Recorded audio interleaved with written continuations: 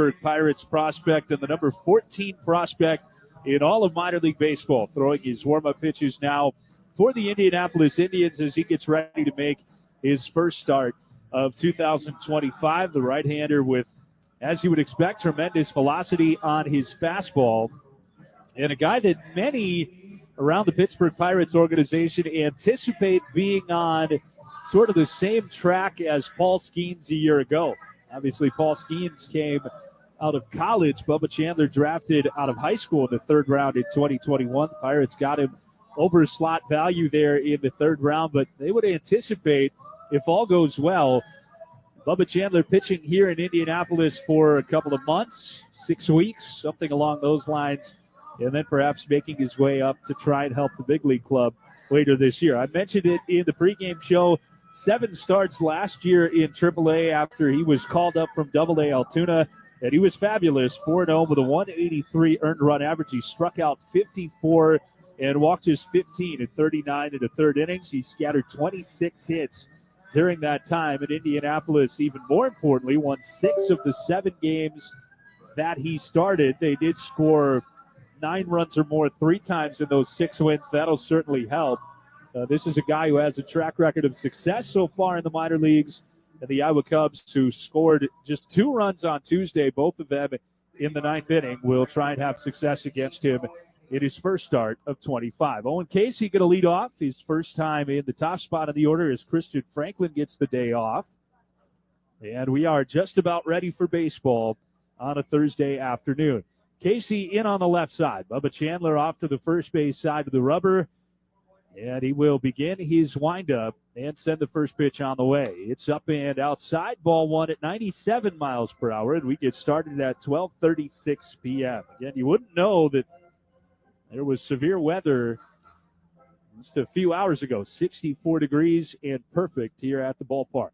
1-0 to Casey. Ripped on a line. Deep right field. Nick Solak, the right fielder, retreats back to the warning track and is able to haul it in. Hard contact from Owen Casey on another 97-mile-an-hour fastball, but it turns into out number 1. Time now for the defensive alignment brought to you by Artisan Capital Group. And for Indianapolis, Billy Cook at first, Nick York playing second. At shortstop, it's Sung-Chae Chang, and over at third, Leover Peguero. As the number 2 hitter, Dixon Machado, takes a bender for a ball, 87 and off the inside corner. Machado, great start to the year, 4 of 8, 4 runs batted in. Right-handed hitter, a veteran with a lot of experience in Iowa, takes inside off the plate, and it's 2-0. Matt Gorski in left field, Bryce Johnson in center. You heard Solak in right field, and Henry Davis is the catcher for Indianapolis behind Bubba Chandler, the 22-year-old phenom.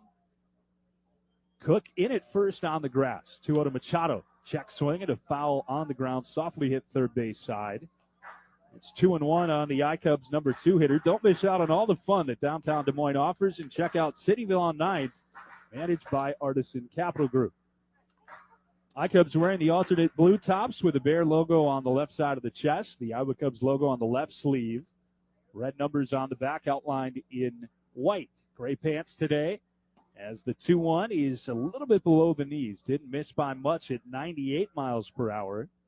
And it's 3-1 on Machado. Chandler never really struggled with his command last year when he came up to AAA. Trying to avoid a walk here with 1 out of the first. He cannot. He misses up and in with another heater, and Dixon Machado is on base again. Something he's done with regularity here early in the 2025 campaign. So man on for Moises Ballesteros, off to a bit of a slow start to the campaign. 167. He's got 1 hit so far, and the left-handed hitting catcher climbs into the box all the way to the backside of the batter's box.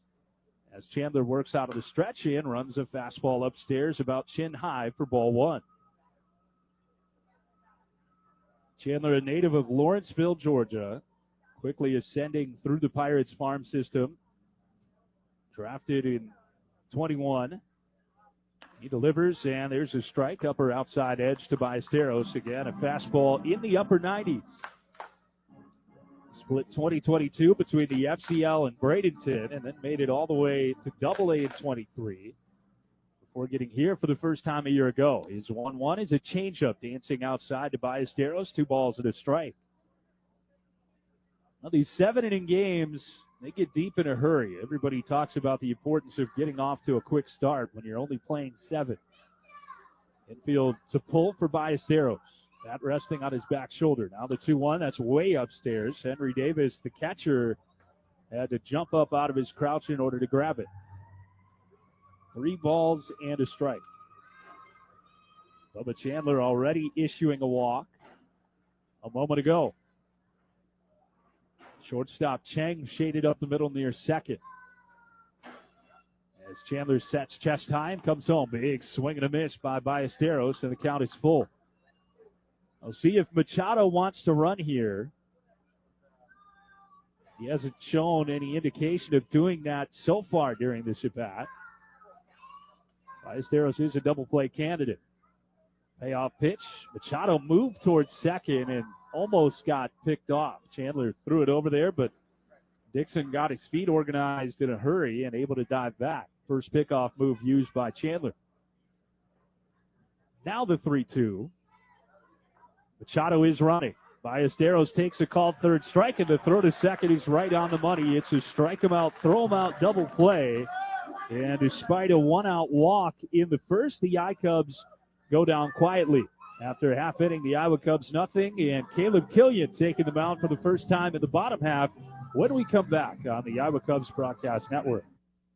Dream Steam Restoration and Cleaning's fully trained and certified team is your designated hitter. For cleaning carpet, air ducts, furniture, dryer vents, and more. Need restoration? We cover all the bases. Water, fire, and storm damage, mold removal, even biohazard cleanup. We use eco-friendly products safe for your family and pets. Call for an estimate and we'll knock it out of the park. 515-512-5387 or visit DreamSteamInc.com. Dream Steam Restoration and Cleaning, servicing Central Iowa. Family owned and operated since 1983. A 10-game flex pack is the perfect way to experience all of the fun of an Iowa Cubs game at Principal Park while not being tied to a set of dates.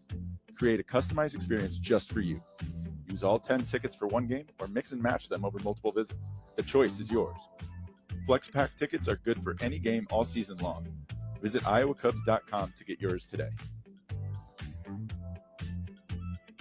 All right, here's the thing with mobile banking. You can get the laundry done and the yard, and it's only Thursday. Sure, run that extra block or mile with your four-legged buddy. Hey, you're at the gym? Do a few more reps. A little more gaming with your squad? Yeah, the Galaxy needs you. Better eat another s'more. And by another, we mean fifth. Soak up every single minute of every single day. Go on and do whatever it is you do and still keep in touch with your money. Great Southern Mobile Banking. Get the app now for Android and iOS. Member FDIC. Data rates may apply. See carrier for details. Let's get back to Iowa Cubs baseball on Hope 940 with Jason Kemp.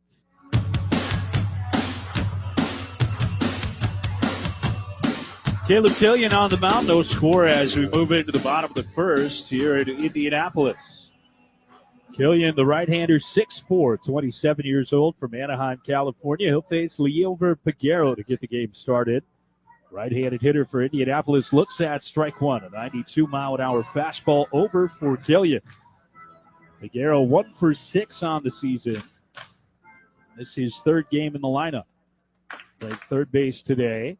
Killian, a slow windup, comes home quickly with the arm, and a ball is popped foul back behind home plate. 0-2. First start of the year for Killian, his 58th all-time as an Iowa Cub. Last year didn't pitch until July 2nd because he was banged up. We're in the high blue socks, pulled up to the knees. Pauses midway through the windup, comes home with a slider, and Peguero slaps it into center field for a base hit.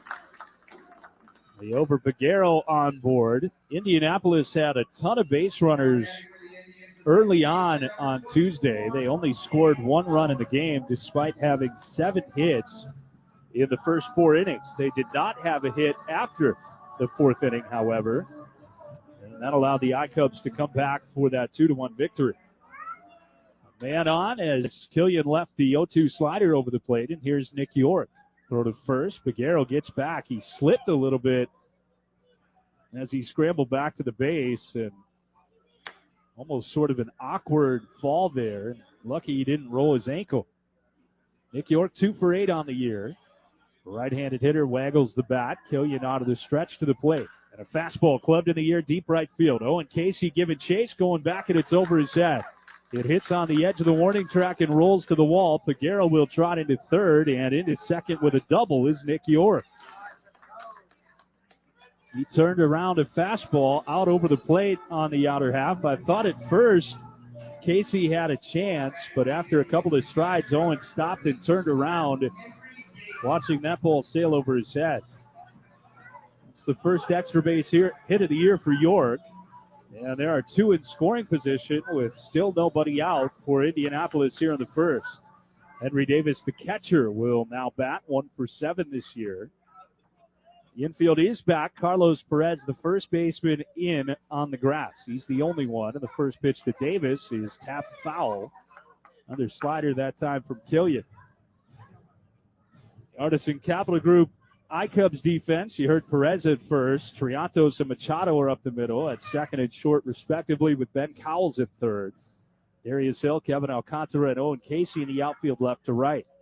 0-1 home, grounded softly foul again behind home plate, and Davis finds himself behind Killian quickly, 0-2. Catcher is Moises Ballesteros again, second straight behind the dish for him. Killian in a jam here in the first. Sets with the belt, staring at Peguero as he takes his lead at third. He comes home and strikes Davis out looking. Froze him with a fastball, 97 on the outside corner, and there's one away. On Tuesday, the last game between these two teams, Indianapolis loaded the bases with one out in the first inning, and then Derek Hall hit into a 4-6-3 double play. The Cubs wouldn't mind a similar result here. Second and third, one out for Billy Cook, the first baseman. In on the right side, 2 for 8 this year. Swings through a first pitch slider, and Killian gets on top 0-1. Last year, Killian, I mentioned, had an injury early on in the campaign. Right shoulder strain. Had a couple of rehab appearances in South Bend to start his year. Here's the 0-1. He went back to the slider. This one dipped outside off the plate to even the count. Made 3 appearances there, 4 innings total, and then came up to Iowa, where he made 13 appearances in 7 starts and was very good. 2-0 with a 3.22 ERA. His 1-1 pitch comes home. Cook grounds it foul. He jammed him, got in on the hands with a fastball. And once again, ahead in the count, a ball and 2 strikes. A ground ball here, unless it's hit back to the mound or to first, figures to give Indianapolis the lead.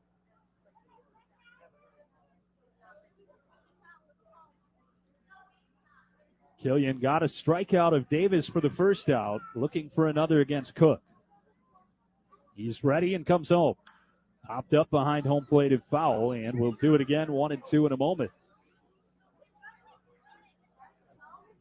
Killian made 2 appearances in the big leagues last year, spanning 10 2/3 innings.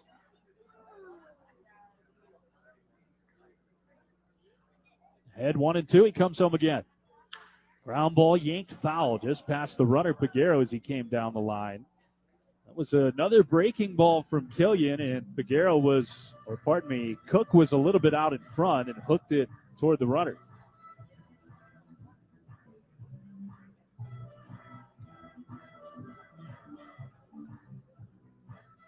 Peguero is at third. He singled to start the game. York at second. He fouled with a double. 1-2 on Billy Cook, the cleanup man.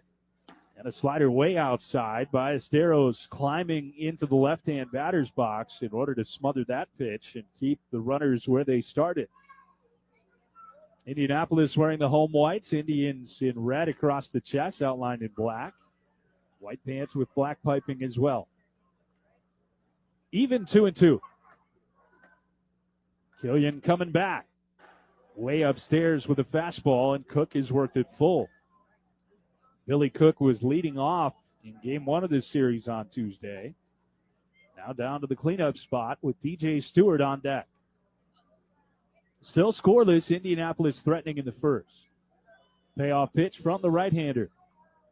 Just barely spoiled foul. Good slider down and out of the zone. Cook had bailed with his front shoulder, but the end of the bat just caught a piece. Ball bounced up off of home plate and backwards. And Cook stays alive in this at bat. Really good pitch by Killian that time. Ballesteros set up right down the middle. 3-2 again. Fastball line to left. Darius Hill coming in to make the catch. Peguero going to try and tag. Throw to the plate is cut off by Cowles. And on a sac fly from Billy Cook, Indianapolis has a 1-0 lead.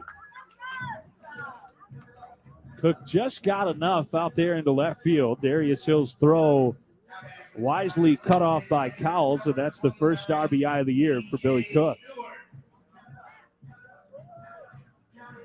2 down, man still on second for DJ Stewart, the designated hitter. It's his first action of the year. And now Nick York is being looked at by the athletic trainer. I don't know if he had something with contact or what exactly. Oh, it looks like he's got a nosebleed, and there's blood all over his right pant leg.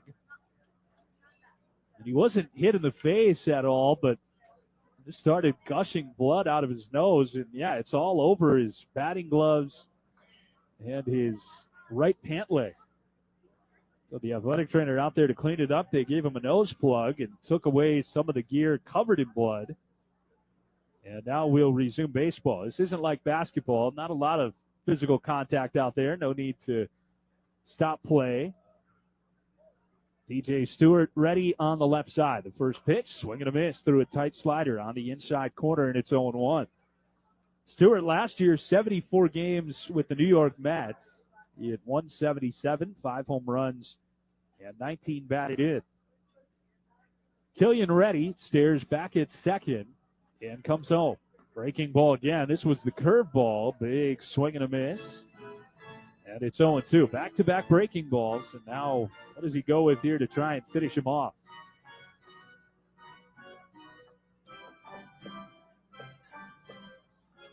A lot of options here, 0-2. Pitch on the way. And he tried a fastball for the first time, and he put it down and in, and Stewart not tempted at all. 1-0 Indianapolis here in the first on a sacrifice fly from Billy Cook. York still at second, held close by the shortstop. And the pitch just a little bit upstairs. I think he wanted to challenge that. Didn't quite pull the trigger on it in time. So it's 2-2 now. Decent workload here in the first for Caleb Killian, trying to limit the damage to 1 run. The next pitch, breaking ball, and Stewart gets a piece out in front a bit, but able to make contact. They've done a pretty good job with 2 strikes so far in this one. A lot of room on the left side if Stewart goes the other way. He's primarily a pull hitter. Another 2-2 pitch, grounded to the pull side. Big bounces for Triantos, who bobbles, bare hands, flips to first, and it's too high. Everybody is safe. Nick York goes to third, and that'll be an error on James Triantos. DJ Stewart reaches. He is far from a speed demon, but the last bounce caught Triantos on a short hop. It popped out of his glove, and then he bent down to pick it up with a bare hand, and he tried to hurry the flip, and he airmailed it. If he had flipped it lower and on target to Perez, they had Stewart. However, he tried to rush it, held onto the ball a little bit too long, and it sailed high and pulled Perez off the base. Matt Gorski gets a chance with 2 outs. Runners on the corners, and the right-handed hitter checks his swing on a first-pitch strike from Caleb Killian. Matt Gorski, 1 of 5 with an RBI. He drove in the lone run for Indianapolis on Tuesday, and that was their only run of the game until they scored this inning. The pitch, fisted in the air over the ICUBS dugout and out of play. By the way, a big strikeout earlier this inning for Killian. Benefits the Renewal by Anderson Strikeout Cancer Campaign. For every strikeout recorded by an ICUBS pitcher this year, Renewal by Anderson will make a $5 contribution to the American Cancer Society.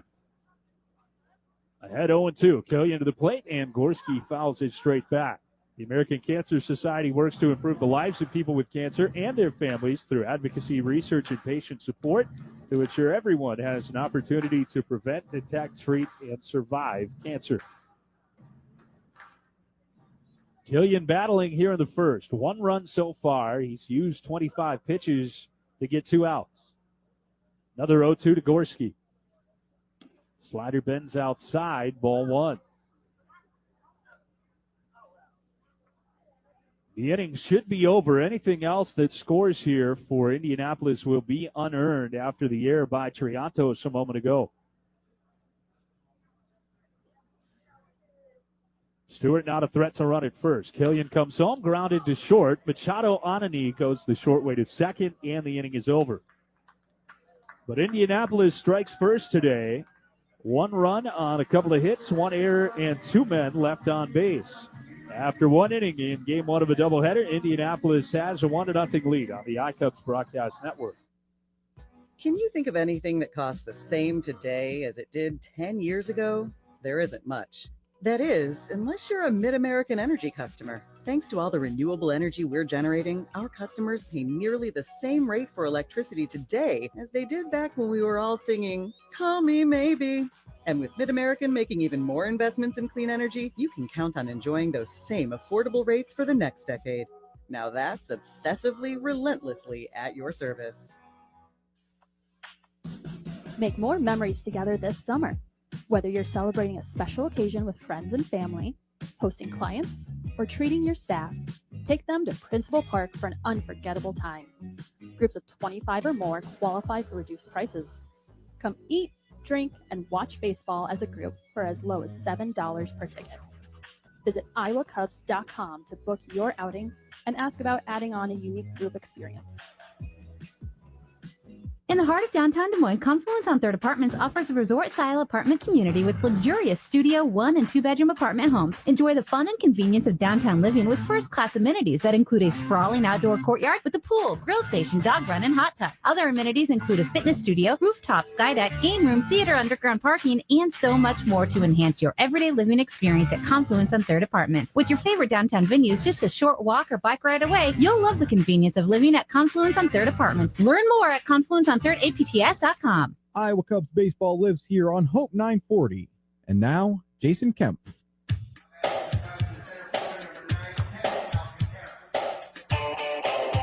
Kevin Alcantara leading off the second for the ICUBS, who trail Indianapolis 1-0. Remember, this one 7 innings in length. Alcantara takes a slider from Bubba Chandler for strike 1. Alcantara hitting .308. Draws a line across home plate. That held just in front of the right ear hole of his helmet as the 0-1 comes home. He clubs it in the air foul down the right field line. Just a little bit tardy on the fastball from Chandler. Wind pushing out toward right field. But a beautiful day. I think everybody who came off the field after the ICUBS took some infield work today. The pitchers were done throwing, said this is perfect, but it's probably going to rain later. Probably going to rain on Friday and Saturday. Hopefully not Sunday. 0-2 pitch, just off the outside corner. Didn't miss by much. Good take from Alcantara. He'll be followed here by Cowles and Triantos. The ICUBS second, another 2-strike pitch. Golfed in the air toward right. Solak coming in and toward the foul line, and the right fielder runs it down for the first out of the inning.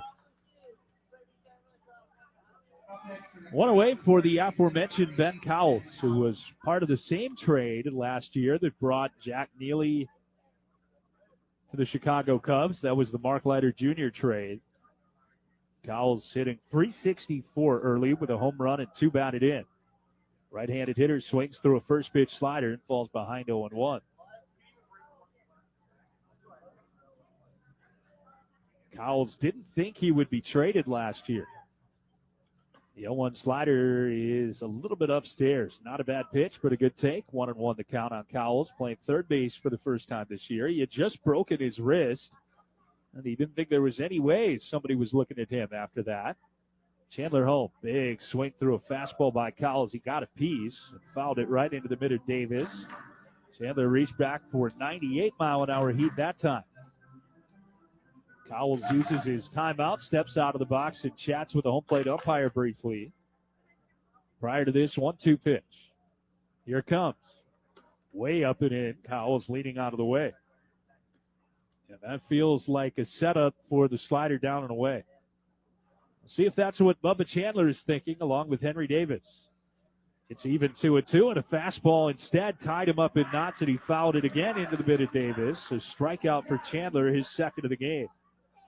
And 2 are gone in the ICUBS second for James Triatos, who has the same batting average as Cowles did prior to that strikeout, 364.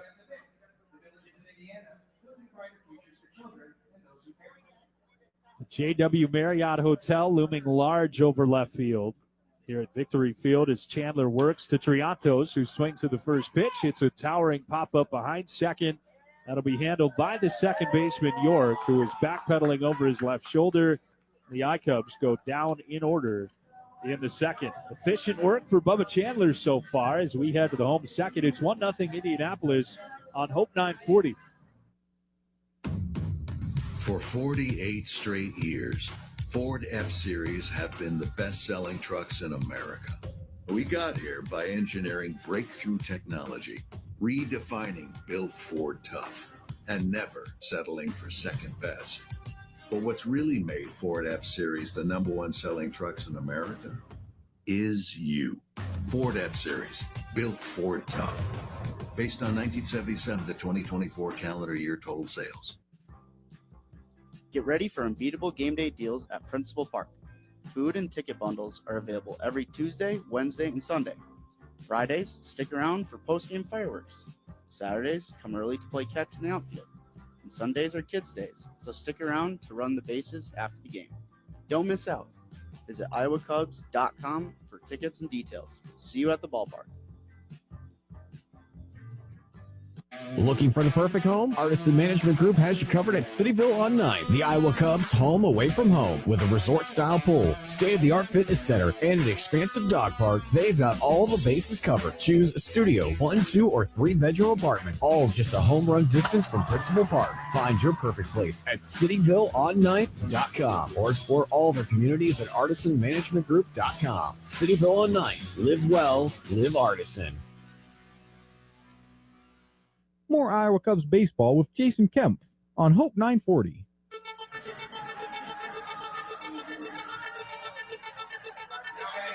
Bottom third of the order with a 1-0 lead for Indianapolis. Bottom of the second gets underway with Bryce Johnson at the plate, the center fielder for the Indians, 1 for 6 on the year. Former 6th-round pick of San Francisco back in 2017. Takes on the inside corner, strike one from Caleb Killian. Went to Sam Houston State, made his big league debut with San Francisco in 2023.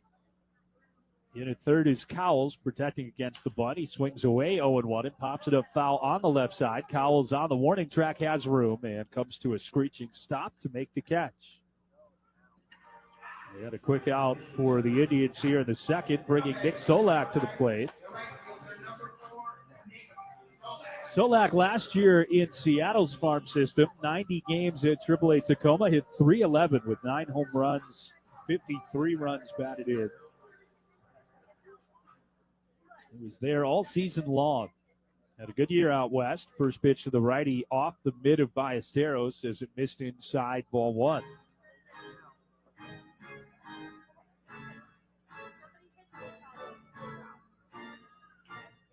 He has appeared a couple of times in the big leagues with the New York Yankees. Solak takes a strike. Pinch runner twice in 2023. And played with 3 different AAA clubs that year. Tacoma, Gwinnett, and Toledo. Hit .238 combined, and then last year well over 300. He drives this ball the other way toward right. This is trouble. Casey going back, turning around, and it's on the berm. A solo home run for Solak. And Indianapolis doubles their lead in the second.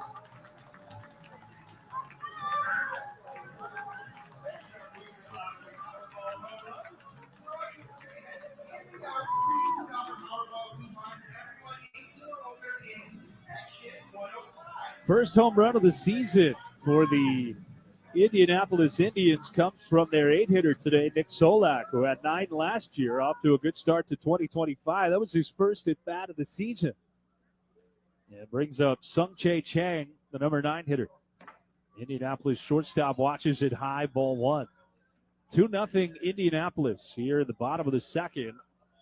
The Iowa Cubs going to have their hands full with Bubba Chandler on the mound for Indianapolis. Don't want to fall behind by too much early on.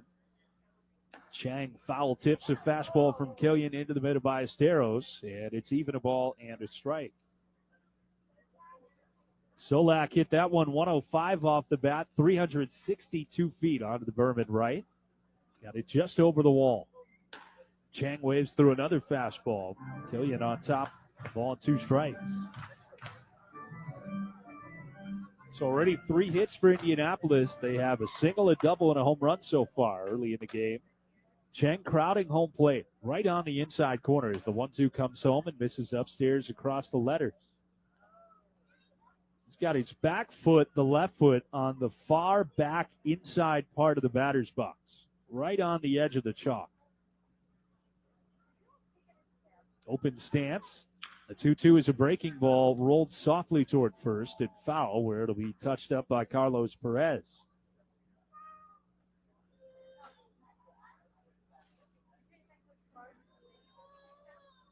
And later on today, 6:35 will be game 2 of the doubleheader, Eastern time. 2-2 to Chang, high, and it's full. That'll be a matchup of pitching prospects. Cade Horton going for the Iowa Cubs, Braxton Ashcraft for Indianapolis, their number 6 prospect. Horton, of course, the Cubs' number 2 prospect, is the 3-2 is a big bouncer to second, right at Triantos, who takes care of Chang. The second out of the inning. Back to the top of the order now, and Leover Peguero.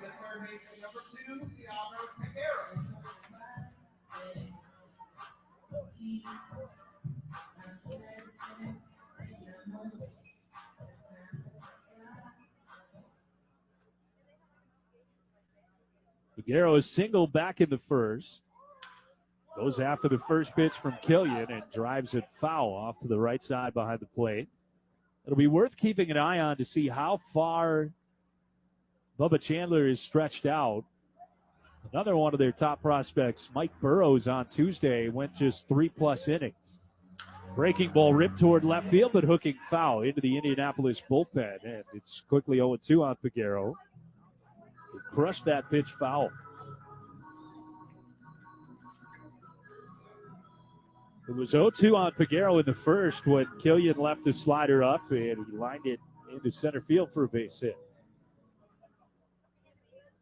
Killian trying to make a better pitch this time, 0-2. Here it comes. And he did bury it down and away, but Peguero able to take that offering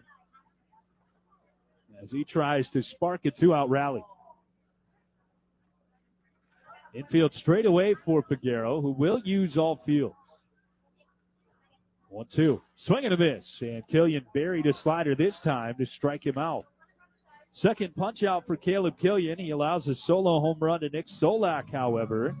And Indianapolis has a 2-0 lead after 2 on the iCubs Broadcast Network. The diamonds shine brighter with Morrissey fine jewelry. Sometimes you hear people talk about going out of their way to help you. Well, I'm Vince Morrissey from Morrissey Fine Jewelry, and I like to make one thing very clear. Helping you is never out of our way at Morrissey's. It's just the way we do business. We'll do whatever it takes to take care of you. Stop in and see us. Morrissey Fine Jewelry, 235 5th Street in Valley Junction, West Des Moines. Celebrate all of life's biggest moments with a BMW of Des Moines Skybox Suite at an Iowa Cubs game. With a Skybox rental, you receive an exclusive space for you and your guests, reserved parking passes, a member of our waitstaff assigned to your suite, indoor and outdoor seating options, a climate-controlled space, and most importantly, a great view of all the action in Principal Park. Visit iowacubs.com to reserve yours today. Whether it's a Friday night or the 4th of July celebration, Iowa Cubs fans truly love the great fireworks shows at Principal Park each and every season. J&M Displays is the longtime provider of all Iowa Cubs fireworks shows. J&M Displays is ready to help with any event or celebration you have in mind. Their experienced team of expert pyrotechnicians are creative and highly trained to make your event one that will never be forgotten for fireworks and special effects. Call on J&M Displays, one of the largest suppliers in the Midwest. Go to jnmdisplays.com for more information. Get your peanuts ready. Iowa Cubs baseball is back on Hope 940.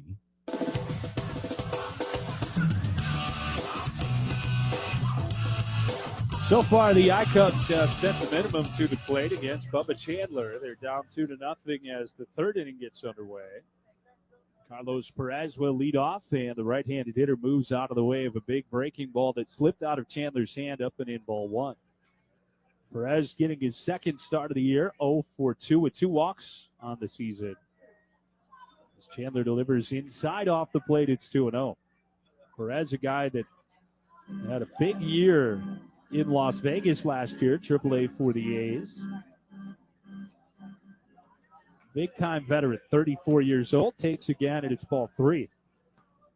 Last year, he had 260 with 27 home runs and 77 runs batted in Las Vegas. He's had a couple of 31 home run seasons in AAA. 3-0 count here, taking all the way, and it's a strike. 5 different big league years, covering 278 games with the Angels, the A's, the Braves, and the Rangers. 3-0 to Perez. And he takes another strike, and Bubba Chandler has come back to fill it up now.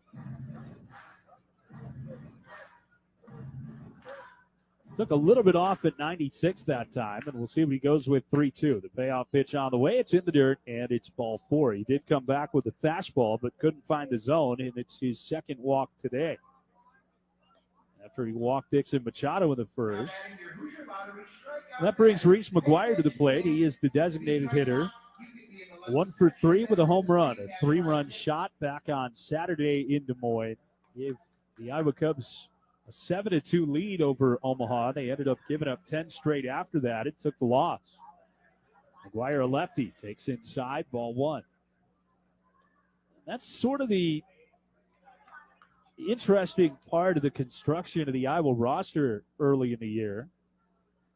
Obviously, the headliners are those top 10 Cubs prospects. There are plenty of them. 1-0 to McGuire outside, 2 balls and no strikes. And Henry Davis wants a timeout to talk to his battery mate. Owen Casey is a top 10 prospect. Moises Ballesteros, Kevin Alcantara, Ben Cowles is up there. James Triantos. So you have that set of guys where a lot of the attention is being paid. But then around them, the I-Cubs have a 34-year-old Carlos Perez. They have a veteran presence like this guy, Reese McGuire, 30 years old, but was in the big leagues all of last year. You have Darius Hill, who has been in Iowa for a couple of seasons in a row. Dixon Machado, a guy that's been around the AAA circuit. So you talk about the pitchers, Cade Horton, Caleb Killian, Jordan Wicks, sort of those up-and-coming guys, and then Chris Flexen, a veteran who was in the big leagues all last year. Trevor Richards, Phil Bickford. Back behind the plate, Davis, and the 2-0 to McGuire misses up and away. And again, it's a 3-ball count for Bubba Chandler, who took the mound with a 2-0 lead this inning. Immediately walked Perez and has not yet found the zone to McGuire. 3-0 pitch. Reese looked at a strike, and it's 3-1. McGuire squatting down as that pitch crossed the plate, trying to sell it as ball 4. Marty Peavy very happy with the amount of veterans on this roster as well. 3-1 to Reese, swing and a miss on what would have been ball 4. Certainly a fastball count, and Chandler threw a breaking ball. McGuire was all teed up for the heater.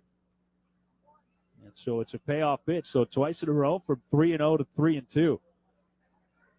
That payoff pitch on the way. It's grounded right side and through. Just got it past Cook at first and York at second, who made a diving attempt to his left.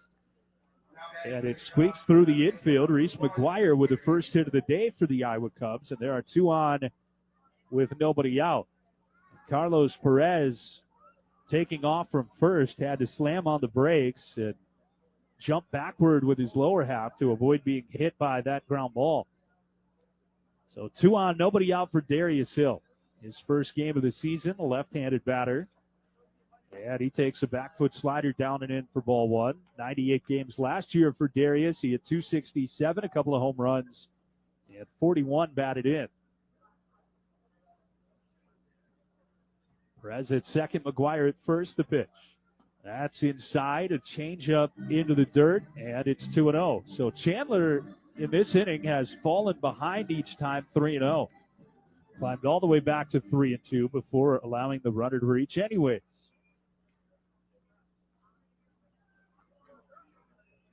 Bat waggling for Hill as the 2-0 comes home, and that's upstairs. A fastball out of the zone, ball 3.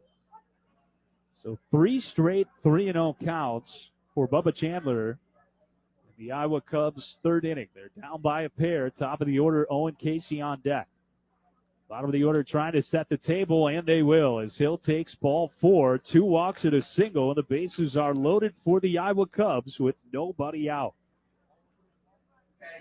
And that'll get a pitching coach out of the Indianapolis dugout. Which one makes his way to the mound is the question. And it's going to be Sidney Bello to gather the infield and talk to the young right-hander Bubba Chandler.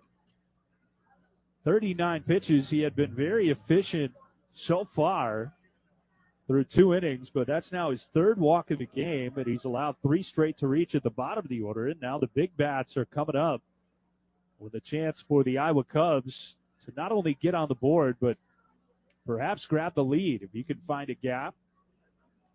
You don't have great speed as the 2 lead runners in Perez and McGuire, and the Darius Hill much better speed over at first as the conversation on the mound is broken up. Bases full, nobody out for Casey, who lined out to deep right field his first time up. Chandler stays out of the stretch and comes home, and he misses high again, ball 1. There is not a pitcher throwing quite yet in the bullpen, although several players are about to get ready. Starting to move around as the 1-0 to Casey is a slider for a strike. He went to something else there, couldn't find it with a fastball, and was able to drop it in for a called strike. His only couple of strikes over the last 2 batters have been the breaking ball. 1-1 to Casey. Down and away with a changeup. Tried a different off-speed pitch, and that one did not work. Looks like Drake Fellows might be the guy to begin throwing soon. Hitters count 2-1. Casey takes a slider down the middle, and Chandler is even now, 2-2. Making him work here in the 3rd. Runners lead at every base. He had a break-even 2-2 pitch. Way high and outside. Ball 3 again. The 4th straight batter to go to a 3-ball count. No place to put Owen Casey, who has a home run already this year. Chandler trying to find it in a hurry. Payoff pitch coming home. Swing and a miss, and he strikes out Owen Casey with a 97-mile-an-hour fastball for a big first out here in the 3rd. 3rd strikeout for Bubba Chandler. 1 gone for Dixon Machado, who worked a walk in the 1st. 4 RBI to lead the team early in the year. First pitch of the right-hand hitter, a slider just a bit high for ball 1. Bubba Chandler also with a mustache, a la Paul Skeens. All the comparisons between the two. He's adopted that same look. Next pitch. Slider again. This one found the upper inside edge. And evens the count at 1-1. Bases loaded for the Iowa Cubs, down by 2. Here in the 3rd inning of a 7-inning game. Chandler to Machado. Slider upstairs. 2 balls and a strike. You got to get something here, and it feels like an inning that you'd love to get a couple at least. Casey struck out on a 3-2 pitch a moment ago. Machado waiting. He looks at a strike on the outside edge. Didn't like it. And it's 2-2. He thought that was ball 3. Kind of straightened up, shaking his head. And now Bubba Chandler again looking for a big out. Down on a knee is Davis. Squats low. 2-2 pitch. Popped up in the air behind the Iowa dugout and out of play into the seats. At the very least, they've made Bubba Chandler throw some pitches in this inning. But if he loads the bases with nobody out for the top of the order, you're looking for some production.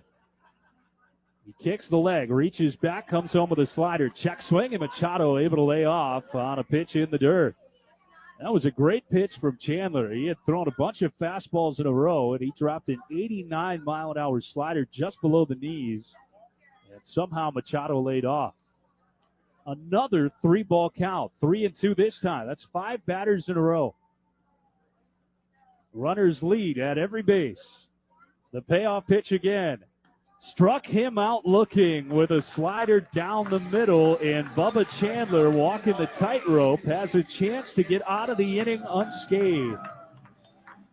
His 4th strikeout, that was belt high out over the plate, and Chandler will not have an opportunity to get out of the inning himself, as the manager of the Indians, Chris Truby, is on his way to the mound. The pitch limit must have been 50 for Chandler today. He gets to 52 and is finished. This is a Plumbers and Steam Fitters pitching change. In today's business climate, you need partners that you can trust and that care about you and your company as well as your customers. Partners like Plumbers and Steam Fitters, Local Union number 33. Local Union number 33 finds the right people, trains them well, and supplies them with a reliable workforce. For more information, log on to ualocal33.org.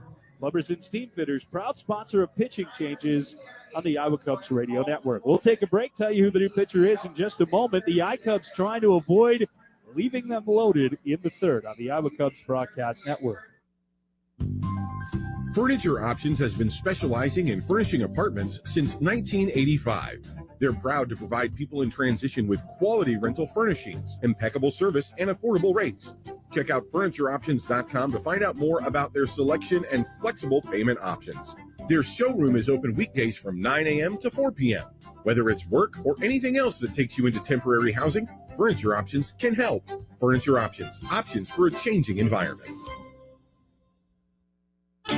Your premier Chevy dealer is proud to be presenting sponsors of the Iowa Cubs Kids Club and proud to be part of Team Chevy, the #1 selling brand in Iowa for the past 10 years. Thanks to a talented roster that includes versatile SUVs like Equinox and dependable trucks like Silverado. Visit moreiowans.drivechevy.com today to find exciting offers and a dealer near you based on IHS Markit CYE 2010 to 2020 new vehicle retail registrations in the state of Iowa. Hope 940 is your home for Iowa Cubs baseball all summer long.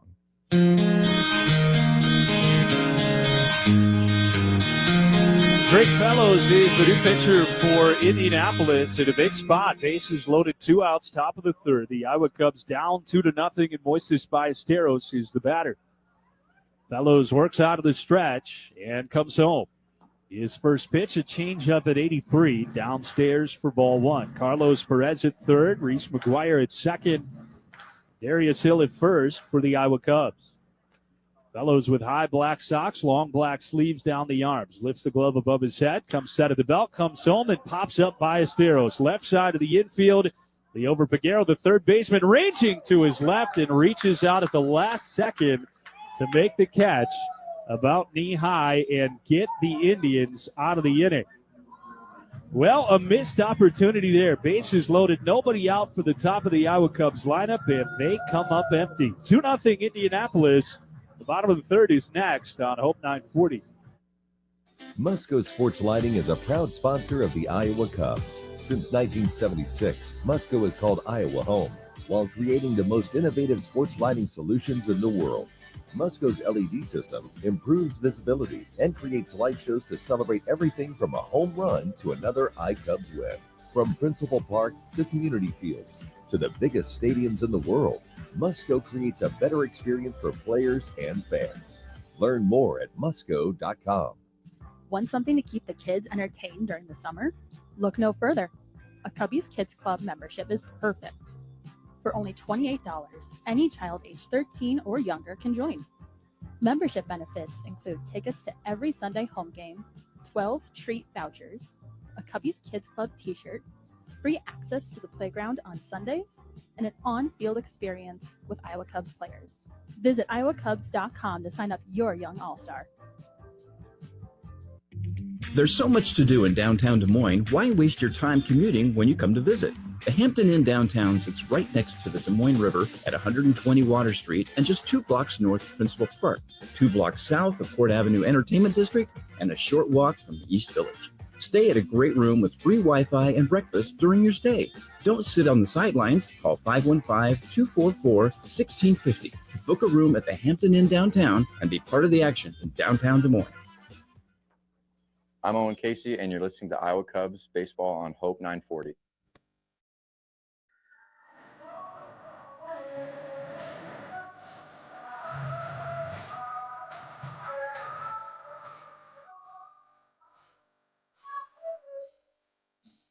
Well, missed opportunity for the Iowa Cubs in their half of the third. And now in the bottom half, it's Nick York to lead off, taking a big curveball from Caleb Killian downstairs and off the outside corner for ball one. Now, in a 7-inning game, I mentioned every inning just feels so much more magnified because of the length of the game. 1-0 pitch, curveball again. Got a swing and a miss this time, and it's even a ball and a strike. But you get a chance down by a pair, bases loaded, nobody out for the top of your order and come up empty. That's a big hit in a game like this. Killian to the plate and a breaking ball. This is the tighter version. The slider missed outside, 2-1. By the way, the email inbox is open today and during every game. Broadcast at iowacubs.com.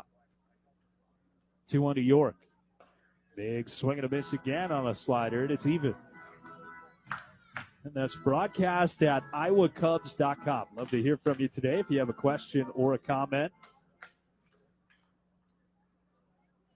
Infield straight up for York, who doubled to right field in his first at bat. Break-even pitch from Killian. A breaking ball lined fair inside the third base line and all the way down into the corner. Darius Hill over to pick it up, but York trots into second with his second double of the game. Another slider, and York got the head of the bat out in front and hooked it just inside of the base and past the diving Ben Powell.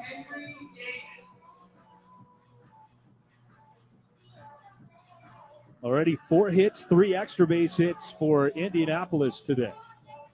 As Henry Davis will stand in. He was a strikeout victim his first time up.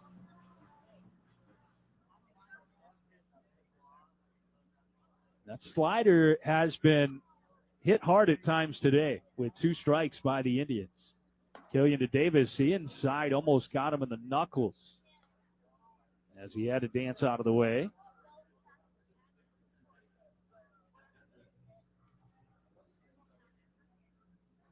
No batting gloves for Davis. Bat resting on his back right shoulder as Killian comes home and missed inside again, this time with an off-speed pitch.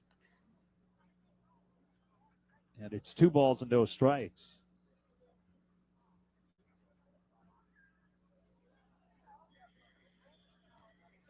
York leads at second. 2-0 to Davis. Tumbles off the inside corner. Ball 3. Not quite able to find the edge there. Already a man on, middle of the Indianapolis lineup for Killian. Checks second and comes home. And missed downstairs with another off-speed pitch. It's a 4-pitch walk to Davis. And there are 2 on, nobody out for Indianapolis here in the third, already in front 2-0.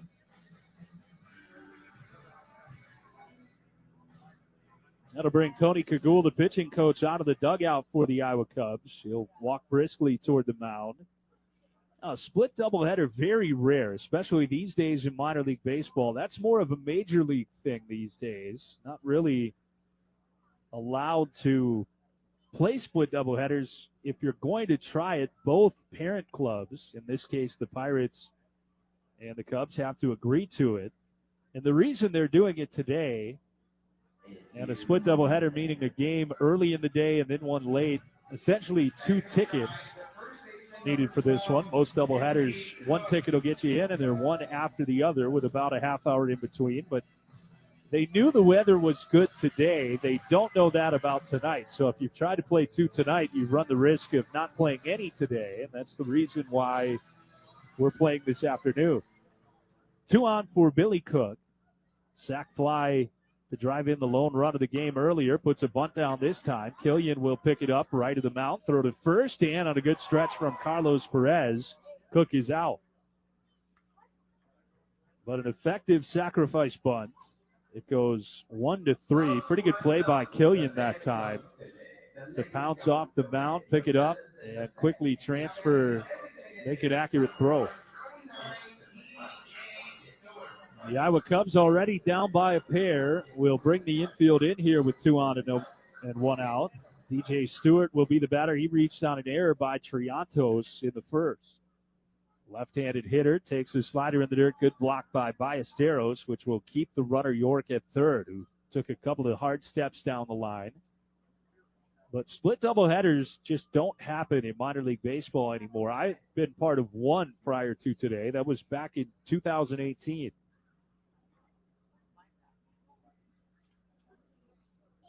Base open for Stewart. 1-0 pitch comes home. Clubbed in the air. Deep center field. Alcantara giving chase. Turning around. It's gone. DJ Stewart blows this game open in the third with a 3-run home run. The second of the day for the Indianapolis Indians off Caleb Killian.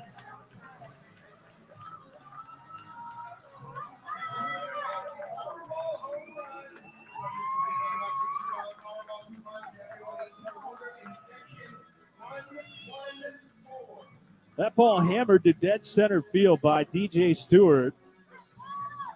And it's 5-0 Indianapolis. No doubter to dead center.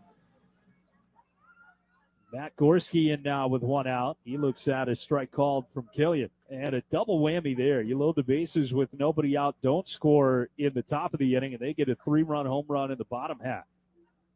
Ouch. Killian's 0-1. Gorski clubs it in the air, deep center field, trying to go back-to-back. Alcantara turning around, and he did. Back-to-back home runs to dead center. This time, Matt Gorski goes yard, and it's 6-0 Indianapolis.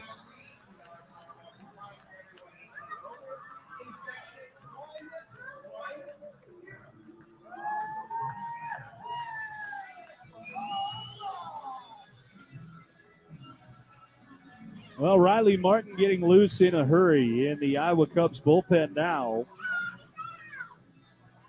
As this one has gotten away from Caleb Killian a little bit, and now Marty Peavy is going to head out to the mound with the athletic trainer, Logan Severson.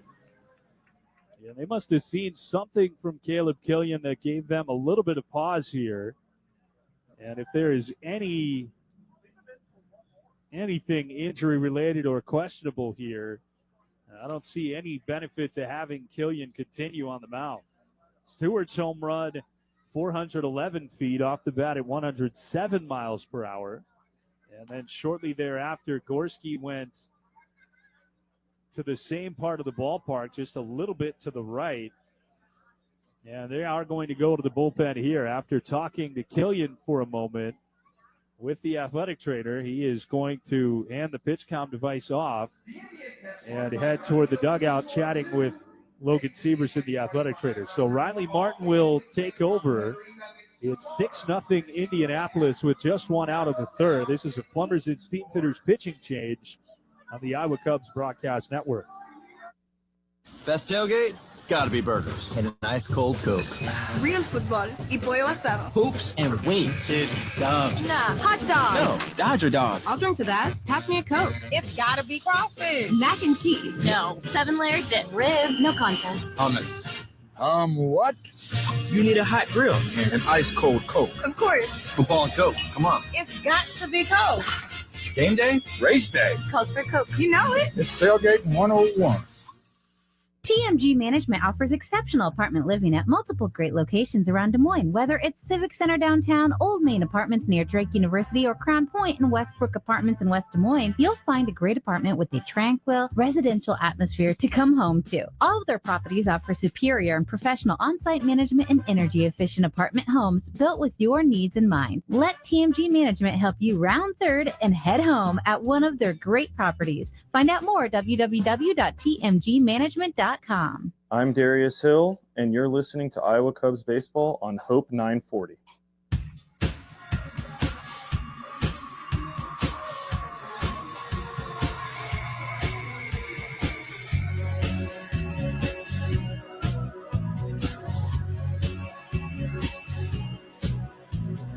Riley Martin takes over for Caleb Killian after a tough start to open 2025. And now you hope that Killian, who left side by side with the athletic trainer, is okay.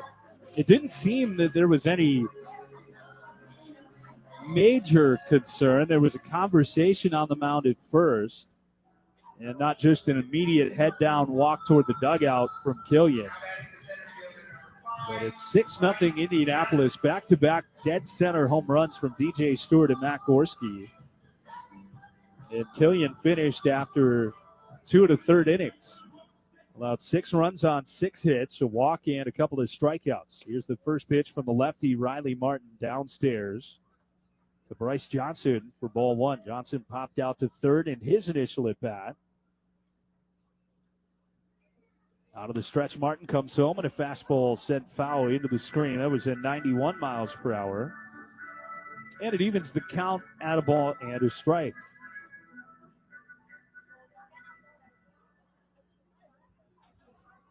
Martin quickly home, pounds the outside corner again with a heater. This time cranked it up to 93 in the count 0-2. Riley Martin making his second appearance of the campaign. The key for him is being in the zone. Good enough stuff, certainly. Is 1-2, strike 3 swinging. Nasty slider down and in, and that's where he can be very effective if he's able to get ahead of the count. That slider is no joke for Riley Martin. His first outing this year was spoiled by some command issues.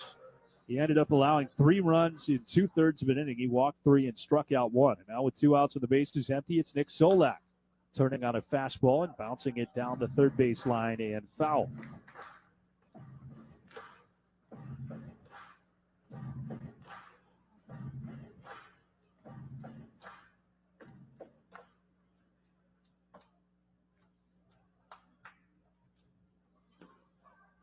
Down and in with the slider this time. Evens the count 1-1.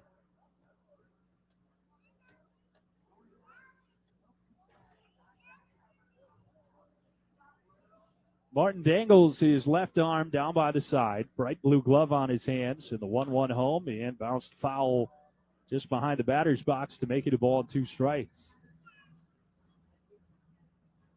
You know, the last time I saw a split doubleheader was 2018. I was in the Quad Cities over there on the eastern border of Iowa. And we played at Cedar Rapids. They wanted to play a split doubleheader. And we did, believe it or not. 1-2 pitch, check swing on a slider in the dirt. Did he go? No, says Stephen Hodgins, the umpire at first base, who will have the plate in game 2 tonight. 1-2, make that 2-2 on Nick Solak, who hit a solo home run to right field in the second off of Caleb Killian. But the tough part about that doubleheader was it was a commuter trip. 2-2 pitch, called strike 3, and Riley Martin comes on out of the bullpen and strikes out both hitters he faces to close the third. But it was a big inning for Indianapolis. 4 runs on 3 hits, a couple of long balls, and they leave nobody. But the Indians have scored in every inning. They have a 6-0 lead, looking for their first win of the year. We move to the 4th on the iCubs Broadcast Network. Want a burger that jumps out at you?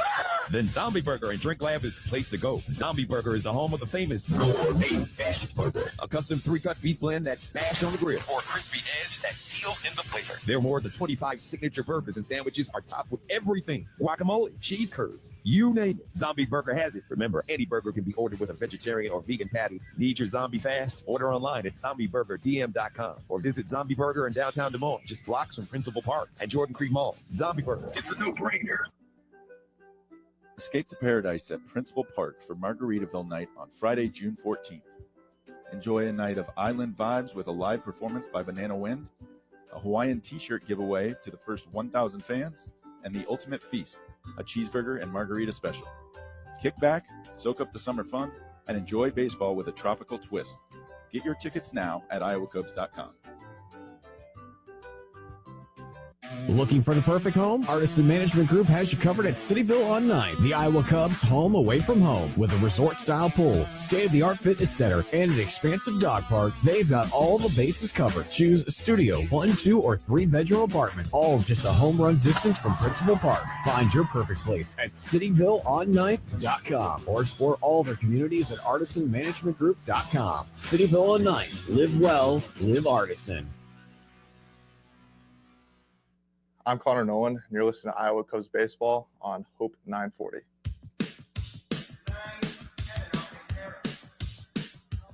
It'll be Kevin Alcantara to start the Iowa Cubs fourth inning. It's 6-0 Indianapolis right now. Drake Fellows popped up by Esteros to lead the bases loaded in the third. He starts the fourth with a fastball over for a strike at 92 miles per hour. Alcantara flied to right his first time up. In on the right side, takes in the dirt from Fellows, and it's even 1-1. Last year, Drake Fellows split the year between or among 3 different Pirates affiliates, single A, double A, and triple A. Big swing and a miss by Alcantara on a slider. He falls behind 1-2. Kevin trying to connect here, looking for some positive news for the offense today. Only 1 hit. 1-2, chase down and away, strike 3 swinging. First strikeout for Fellows, the 5th for Indianapolis pitching. Bubba Chandler went 2 2/3 scoreless. He walked 3, struck out 4, and allowed just 1 hit, a ground ball single by Reese McGuire. So Ben Cowles to the plate. He was a strikeout victim his first time up. Again, that was against Chandler. Fellows home, swinging a miss through a slider, strike 1. Among those 3 stops last year, Fellows combined to go 3-6 with a 5.67 ERA. Less than a strikeout per inning. He's down and in with a fastball that time. Didn't miss by much to Cowles. So it's even a ball and a strike. Big right-hander home again, swinging a miss on the slider. And it goes to 1-2.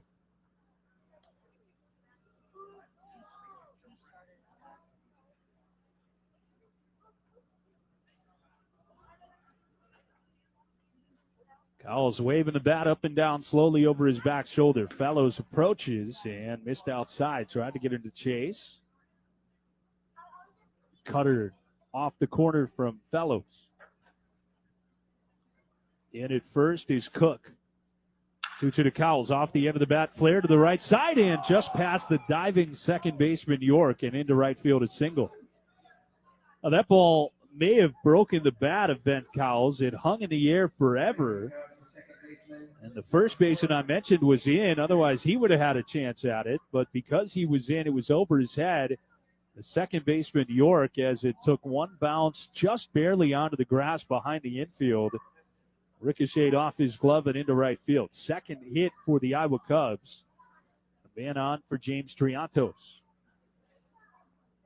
Cowles tried to run, then changed his mind, and Triantos takes a strike. He took 2 steps towards second and then didn't like the jump he had and slammed on the brakes. You don't want to make it out on the bases down by 6 in the 4th inning of a 7-inning game. That held low for Triantos, who swings at a slider, got underneath it, and pops it up right back to the pitcher. Fellows camps underneath it, makes a two-handed catch for the second out of the inning. You normally don't want the pitcher to make the catch on a pop-up like that, but it was just barely overhead, and there wasn't really another choice.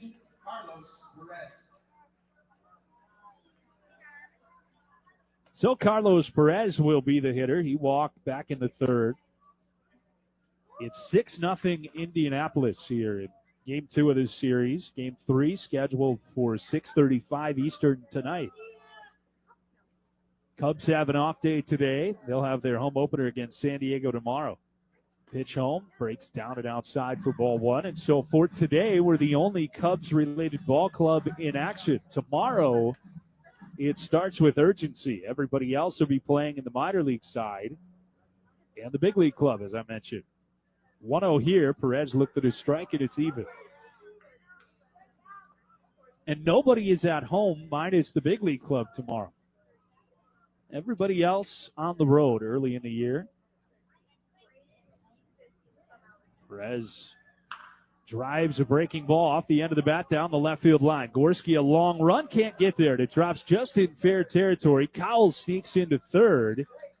The iCubs with a pair of hits here in the fourth have men on the corners with 2 outs. First knock of the year for Carlos Perez. And a good time to take the extra base for Cowles, who watched that ball land in front of him as he made his way from first to second and thought that he could make it into third, and he got there in plenty of time. So men on the corners with 2 outs for Reese McGuire, who singled his first time up. But hitting with runners in scoring position today has not been a strong suit of the Iowa Cubs offense. They only had 1 hit when this inning began. McGuire, the lefty, takes a backdoor slider for strike one. They are 0 for 3 with runners in scoring position. That was 3 straight at bats last inning with the bases loaded.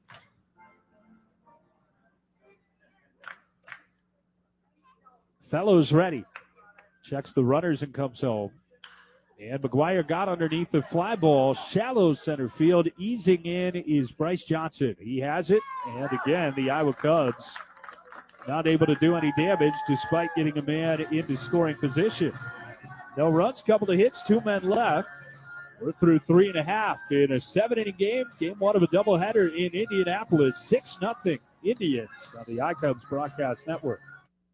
Whether it's a Friday night or the 4th of July celebration, Iowa Cubs fans truly love the great fireworks shows at Principal Park each and every season. J&M Displays is the longtime provider of all Iowa Cubs fireworks shows. J&M Displays is ready to help with any event or celebration you have in mind. Their experienced team of expert pyrotechnicians are creative and highly trained to make your event one that will never be forgotten for fireworks and special effects. Call on J&M Displays, one of the largest suppliers in the Midwest. Go to jnmdisplays.com for more information. Get ready for 2 nights of live music at Principal Park. Join us Friday, May 23rd for a rock show featuring the Pork Tornadoes, Damon Dotson, and Punching Pandas. Then on Saturday, May 24th, country star Craig Campbell takes the stage with Jordan Beam and Brad Morgan. Both shows start at 6 p.m. with gates opening at 5. General admission is just $15 per night or $25 for both. Upgrade to a hospitality package or go all in with a Bud Club table for the ultimate concert experience. Get your tickets now at iowacubs.com. Cubs fans, it's time to bring down the house with Extreme powered by Mediacom. With internet speeds up to an amazing 1 gig and supercharged whole home Wi-Fi. You'll turn your house into the hottest hotspot on the block. Play with no limits. Stream with no worries. Speed into a new dimension of power and reliability. And get ready to feel extreme. Powered by Mediacom. I'm James Triantos, and you're listening to Iowa Cubs Baseball on Hope 940.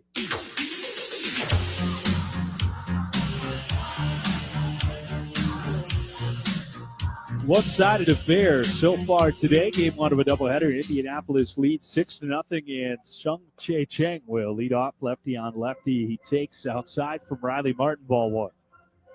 Cheng grounded to second in his first at-bat.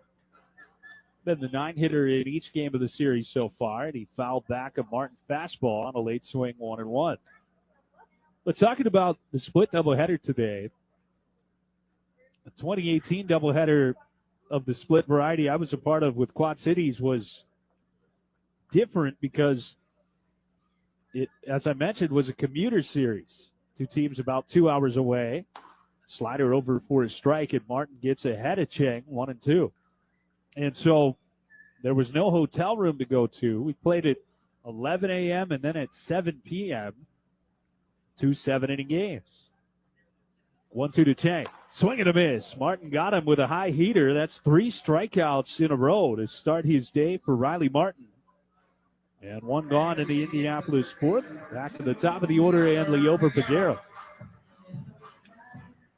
1 for 2 with a single today for Peguero, the leadoff man for Indianapolis. But yeah, you had a bus, and your home ballpark was 2 hours away. Slider out for ball 1, and there was no hotel. So the game got done at 1 o'clock, and you had 6 hours until game 2 with no place to go besides the clubhouse. Martin to the plate, and he missed again. A little bit outside, 2-0. Guys were just trying to find anything to do. Play video games, sleep in the clubhouse. Anything you could do to pass some time. 2-0 pitch. Clubbed in the line to right center field. Alcantara got a good jump and able to flag it down on the move for the second out of the inning. Hard hit baseball by Peguero, but right at Alcantara, who again took off as soon as contact was made to make the grab. 2 gone for Nick York, 2 for 2 with 2 doubles today, or the number 2 hitter. But I distinctly remember going down to the field after I did work for a couple of hours, playing catch with a football with Patrick Sandoval, who ended up making it to the big leagues. There's a strike, and it's 0-1. Sandoval with the Angels the last few years, and he was telling me how great of a high school wide receiver he was. Breaking ball, slap foul off the front of the ICubs dugout and down the line toward the bullpen. And it's now an 0-2 count. Sandoval signed with the Boston Red Sox during the offseason. And that's one memory of him I'll always have. Him telling me that he was a great receiver. If only he didn't weigh 170 pounds, he said. 0-2 pitch, club foul by York, and into the seats. You know, it's funny. You talk to these guys who are really good at baseball, obviously, but they all want to tell you how good they were as a basketball player or a football player. I would have made it in college as a wide receiver. I would have been a college quarterback. Boy, if I would have stuck with basketball, I could have played in the SEC or the ACC. And we'll never know if they're telling the truth or not. In the case today, Bubba Chandler, the starter for Indianapolis, did have an offer as Martin gets called for a pitch clock violation. That'll be ball 1 and strike 2 now on York. He did have an offer to play quarterback at Clemson, so I would believe him.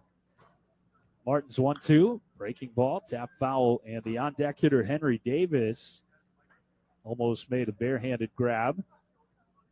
Still 1-2 on York, who has doubled twice, once to right field and once down the left field line, just inside the third base bag. Martin to the plate. Slider darts down and in, and York able to lay off. 6 hits for Indianapolis today. They have 2 doubles and 3 home runs. So all but 1 are extra base hits. Pitch clock at 5. Martin has to hurry. Comes set. Now the 2-2. Just a little bit high again. And from 0-2, it's now 3-2 on Nick York.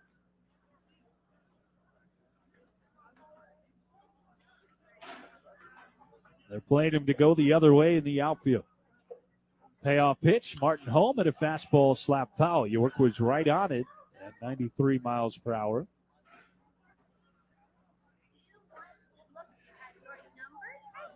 Iowa Cubs offense has been stuck in the mud here in Indianapolis.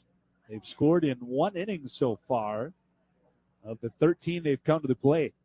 3-2. York takes a called third strike, and Riley Martin has 4 strikeouts through 5 batters today out of the Iowa Cubs bullpen. He has looked sharp, but the deficit is large. 6-0 Indy as we move to the 5th. 3 innings to go.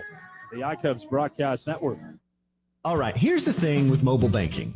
You can get the laundry done and the yard, and it's only Thursday. Sure, run that extra block or mile with your four-legged buddy. Hey, you're at the gym? Do a few more reps. A little more gaming with your squad? Yeah, the Galaxy needs you. Better eat another s'more. And by another, we mean fifth. Soak up every single minute of every single day. Go on and do whatever it is you do and still keep in touch with your money. Great Southern Mobile Banking. Get the app now for Android and iOS. Member FDIC. Data rates may apply. See carrier for details. Once again, the Iowa Hawkeyes are coming to Principal Park to face the perennial power Oregon State Beavers in a 3-game series Friday, May 9th through Sunday, May 11th. Tickets are available for all 3 days. Get yours at iowacubs.com. Dream Steam Restoration and Cleaning's fully trained and certified team is your designated hitter. For cleaning carpet, air ducts, furniture, dryer vents, and more. Need restoration? We cover all the bases. Water, fire, and storm damage, mold removal, even biohazard cleanup. We use eco-friendly products safe for your family and pets. Call for an estimate and we'll knock it out of the park. 515-512-5387 or visit DreamSteamInc.com. Dream Steam Restoration and Cleaning, servicing Central Iowa. Family owned and operated since 1983. Make sure you're game day ready with the perfect fit. Rep the Iowa Cubs in style with the latest hats, jerseys, shirts, and more. Shop online at iowacubs.com or visit the team store to gear up for the season. Go Cubs! I'm Benjamin Cowles, and you're listening to Iowa Cubs Baseball on Hope 940.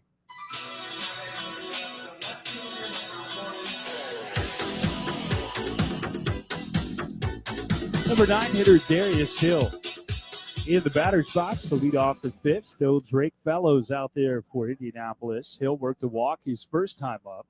Swings to the first pitch. It's in the dirt, and he's behind 0-1 as he came up empty. Drake Fellows out of Lawrenceburg, Indiana. Not all that far away. And another swing and a miss. Same pitch, same result for Darius Hill. Falls behind 0-2. Fellows went to Vanderbilt, 6th-round pick in 2019. So because of COVID, didn't get to start his career until 2 years after he was drafted. Ahead 0-2. He threw the same pitch again, and Hill waved over the top once more. 3 sliders down and in, and 3 swinging strikes on Darius Hill.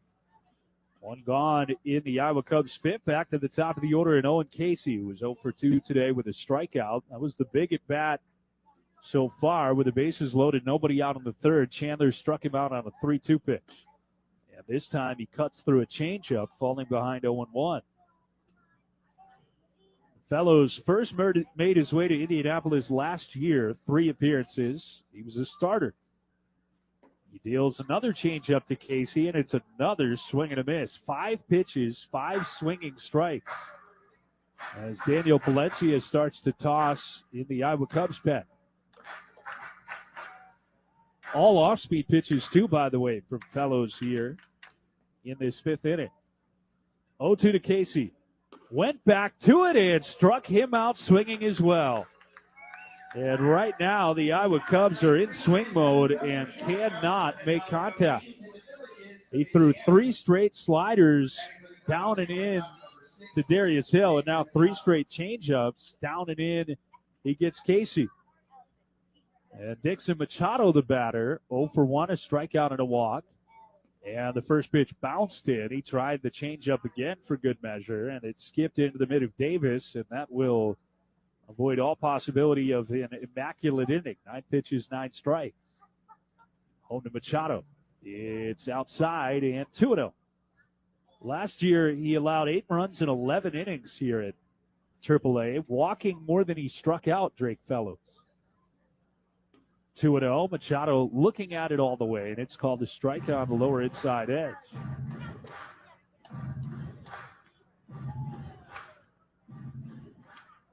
Slow wind to the pitch. Swing and a miss over the top of a slider. It's 2-2, and an opportunity here for Fellows to knife right through the order in a 1-2-3 fashion here in the 5th. Holds the glove high, lowers it, and delivers. Hanging slider, line to left. Korski paused for a moment, then starts his sprint again and runs it down over his shoulder in the gap as the inning is over. Not much doing today for the bats of the Iowa Cubs. We head to the bottom of the fifth. It's 6-0 Indianapolis as they look for their first win of the season on Hope 940. Great news. 2025 Iowa Cubs season tickets are still available, and there's no better place to spend your summer than out at the ballpark. You'll get access to the best seats at the best price, free parking, invitation to member-only events, and so much more. Let's take your fandom to the next level and become a season ticket member today. Call 515-243-6111 or visit iowacubs.com to buy your tickets. We can't wait to see you at Principal Park. Musco Sports Lighting is a proud sponsor of the Iowa Cubs. Since 1976, Musco has called Iowa home while creating the most innovative sports lighting solutions in the world. Musco's LED system improves visibility and creates light shows to celebrate everything from a home run to another iCubs win. From Principal Park to community fields to the biggest stadiums in the world, Musco creates a better experience for players and fans. Learn more at musco.com. Get ready for unbeatable game day deals at Principal Park. Food and ticket bundles are available every Tuesday, Wednesday, and Sunday. Fridays, stick around for post-game fireworks. Saturdays, come early to play catch in the outfield. And Sundays are kids' days, so stick around to run the bases after the game. Don't miss out. Visit iowacubs.com for tickets and details. See you at the ballpark. Now back to the ballpark for Iowa Cubs baseball on Hope 940.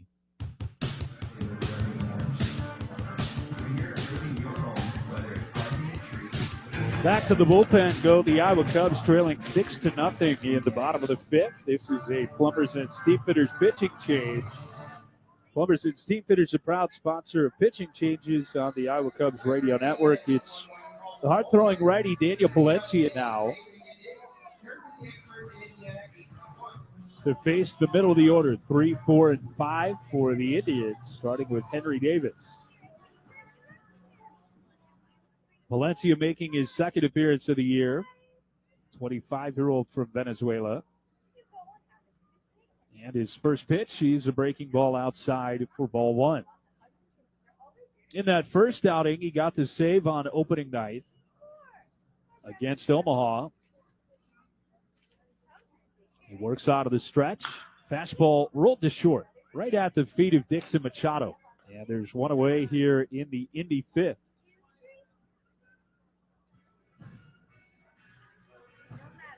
And Palencia was nasty in that one, a scoreless inning with a pair of strikeouts.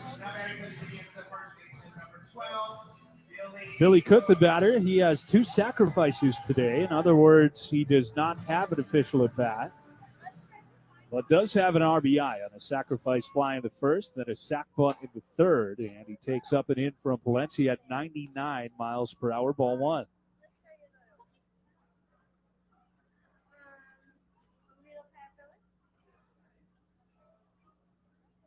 Palencia, very simple delivery. Slings a fastball over that one, hit 100 even. To even up the count, 1-1.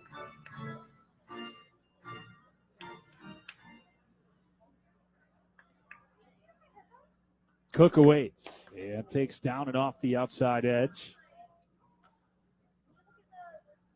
Now, Palencia figures to be one of those guys that is among the first. Gets the call to Chicago in case of an injury. Breaking ball hit in the air towards center, fairly deep, but Alcantara looking up through sunglasses has it. After striding back a couple of steps, there are 2 away. That brings DJ Stewart to the plate. 3-run home run back in the third for Stewart, who is 1 for 2 today.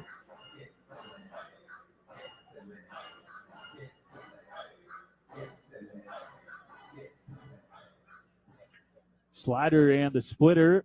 Mix in a slinker as well or a sinker as well for Palencia. And he tries the fastball and missed upstairs, ball one.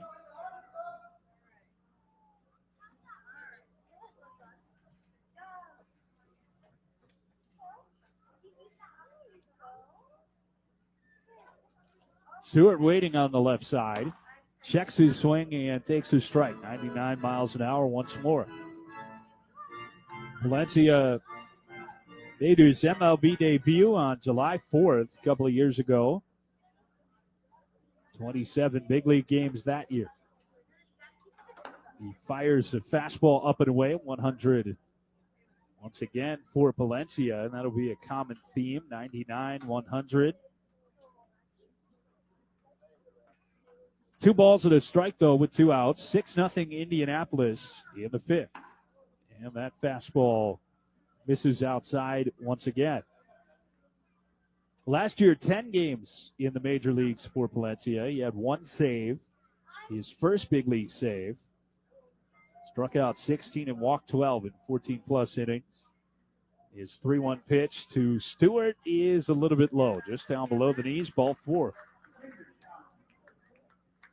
And now a challenge by the catcher, Ballesteros, and that one was not close. It missed by 3 or 4 inches.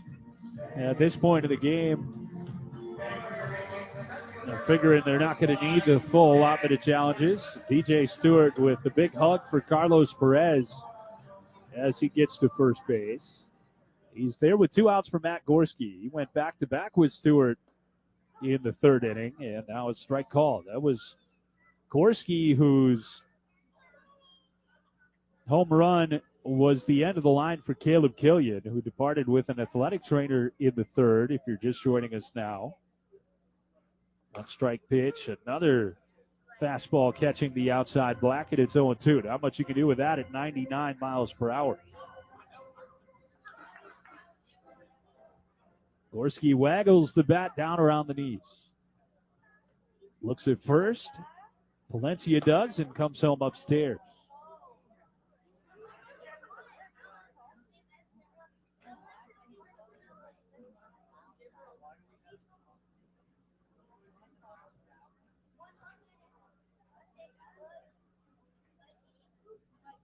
Wind still pushing to right as Palencia offers. Swing and a miss. He took something off, and it ran up and in, but Gorski unable to lay off. And Palencia puts an exclamation point on the 5th with the strikeout. Nothing but a 2-out walk in the Indianapolis 5th, but it's the Indians who are in front 6-0 with 6 outs to go on the iCubs Broadcast Network. Furniture Options has been specializing in furnishing apartments since 1985. They're proud to provide people in transition with quality rental furnishings, impeccable service, and affordable rates. Check out FurnitureOptions.com to find out more about their selection and flexible payment options. Their showroom is open weekdays from 9 a.m. to 4 p.m. Whether it's work or anything else that takes you into temporary housing, Furniture Options can help. Furniture Options, options for a changing environment. Host your special event at Principal Park with Sec Taylor Field as your backdrop. Celebrate your graduation, retirement, wedding reception, and more at the SoFi Left Field Lounge. Looking to host a business meeting or dinner? We've got you covered. Our catering team is eager to customize a package that suits your style and budget. Conveniently located in downtown Des Moines, Principal Park is easily accessible and has plentiful parking for your guests. Visit iowacubs.com to book the lounge today.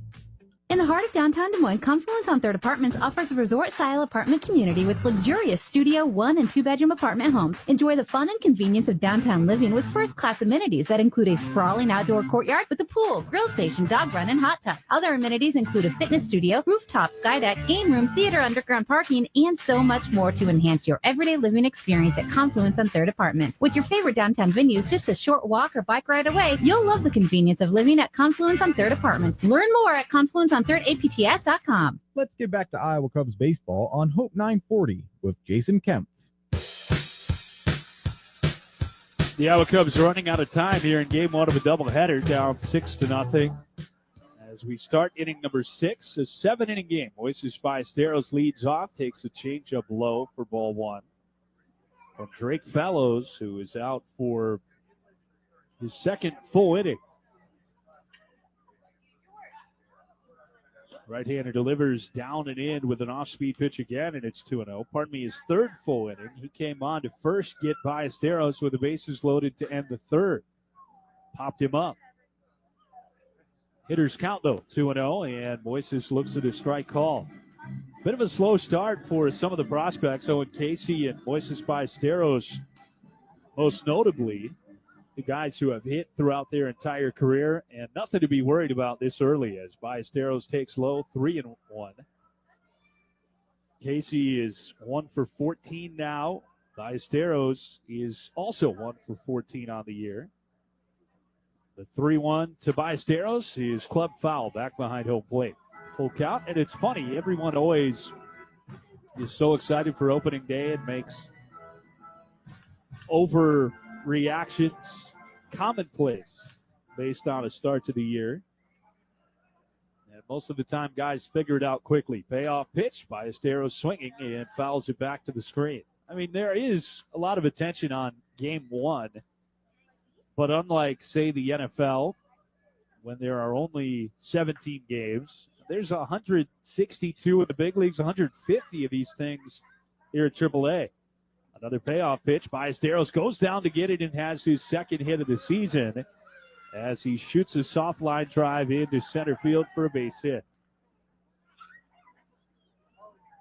And there's a reason it's called your average. And by and large, everybody finds their way close to their average year in and year out. Of course, there are blips on the radar every once in a while, but over the course of 6 months, things tend to even out. Here's Kevin Alcantara, and he tried to check his swing on a slider in the dirt and did so successfully for ball one. Alcantara has flied to right and struck out swinging today.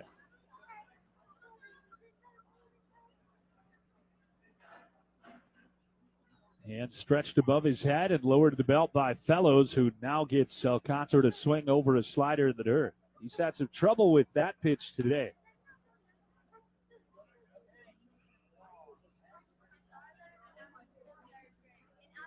Alcantara with the bright red spikes, bright red shin guard on the left leg, the front leg, and now a pitch clock violation on the hitter Alcantara for strike two. He wasn't in the box when the pitch clock got down to 9. That's the rule. And so he is charged with another strike.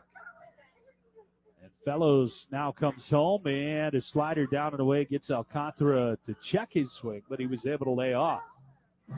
Right now, not a lot of reason to throw him anything but the off speed. Great fastball hitter. I wouldn't mess around if I were Fellows, and he hasn't so far. 2-2, slider again, and it's low. I think that was ball 3, but nope, they're going to give him ball 4. There may have been a pitch clock violation at some point in there as well. A little bit of confusion from the Indianapolis pitcher and catcher as well, but Alcantara will take the walk. And now 2 on, nobody out, and maybe the Iowa Cubs not quite done yet here in game one. Cowles 1 for 2. Fellows to the plate, and a ball clubbed foul. Boy, he had a good one to hit that time, and popped it up out of play. Bullpen gets going for Indianapolis one more time, and that is the right-hander Johan Ramirez. Fellows to the plate. Cowles inside, outs it in the air down the right field line. Foul. Cowles off to a great start. 1 of 2 today. Came in hitting over 350 on the year.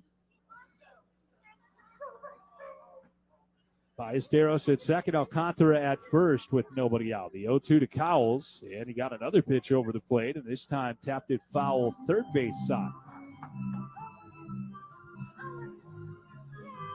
Fellows reaches down, grabs a handful of dirt, runs it through the fingers of his right hand. Last night's game was postponed early in the day at about 1:30. They called it 5 hours ahead of time. The 0-2 again. Cowles, line drive, right field, but right at Solak, who comes in, makes a sliding attempt, and it's under his glove. It rolls all the way to the warning track. Ballesteros has scored. Alcantara is right behind him, and Cowles gets into third. And the Iowa Cubs are on the board. It's 6-2. That'll be a triple for Ben Cowles. And finally, the Iowa Cubs able to break through onto the scoreboard. And they have cut this lead down by a third already with nobody out in the 6th inning.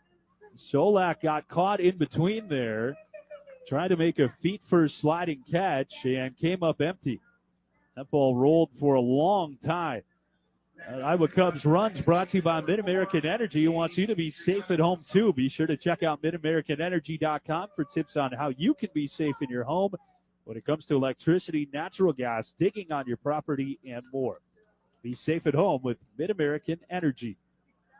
Brief conversation out on the mound with the catcher, Henry Davis, and now James Triantos is in. He has popped out twice, and Fellows comes home. Bounced it in the dirt, and Davis saved a run by picking it on one hop. That RBI from Ben Cowles brought to you by System Works. Every run batted in for the Iowa Cubs this year benefits the Reading Buddies initiative at CFO. 1-0 to the right-handed hitting Triantos. And he popped it up again behind first. Going back on it is Cook in shallow right field. He makes the catch with his back to home plate, turns around and fires to the plate. And that keeps Cowles standing at third. Oh, a heck of a play by the first baseman Cook, and it probably helps that he also plays some center field. Made that look routine. Triantos has popped up 3 times now tonight. That's going to be all for Fellows, but a reminder that every run batted in by the iCubs, System Works will make a $5 contribution to CFM's Reading Buddies program. CFM stands for Children and Family Urban Movement. CFM advocates for change to make a positive difference in the lives of those in need. The CFM Reading Buddies program helps ensure Des Moines Northside grade school kids who are in need and struggling with literacy will have academic success.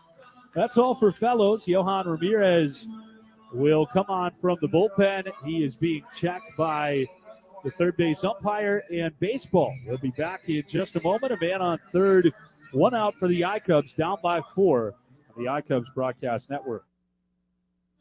The Iowa Cubs and Central Iowa Mechanical are proud to pay tribute to our community's military, law enforcement, fire, and first responder service members all season long at Principal Park and our Salute to Service program. An active duty or veteran of military service, law enforcement, professional firefighter, or first responder will be recognized on the field before the game. To nominate your candidate to be honored in the field in the Iowa Cubs Central Iowa Mechanical Salute to Service program, visit iowacubs.com. Celebrate all of life's biggest moments with a BMW of Des Moines Skybox Suite at an Iowa Cubs game. With a Skybox rental, you receive an exclusive space for you and your guests, reserved parking passes, a member of our waitstaff assigned to your suite, indoor and outdoor seating options, a climate-controlled space, and most importantly, a great view of all the action in Principal Park. Visit iowacubs.com to reserve yours today. Iowa Cubs baseball lives here on Hope 940. And now, Jason Kemp.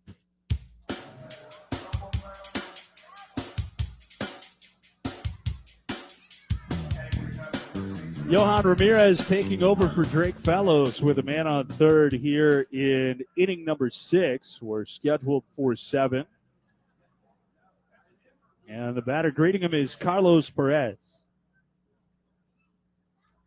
Ramirez will work out of the stretch. Hard-throwing right-hander comes home, and a curveball in the dirt squirts away from Henry Davis, but not far enough. Over to the third base side for Ramirez to have to come home to cover the plate. Cowles thought about it, but again, you can't really afford to take a risk here. Every run's so valuable when you're down by multiple runs at this point in the game. The infield is back. A lot of ways for an RBI for Perez, who has walked and singled. Ramirez, third base side of the rubber home out of the stretch, and another curveball misses downstairs. 2 balls and no strikes for the 29-year-old from Villamella in the Dominican Republic. Last year, he bounced around everywhere. He was in New York with the Mets, Baltimore with the LA Dodgers, and Boston. 2-0. Down and away, ball 3. Those were all big league stops. He also spent time in AAA with Boston's organization in Worcester. And now with Pittsburgh. Had a 6.20 ERA last year. in the big leagues. 3-0, taking all the way Perez, and it's ball 4. So men on the corners with 1 out. Second walk tonight drawn by Perez. He's 4th of the year. And there are 2 on for Reese McGuire, the designated hitter. 1 for 2 with a single.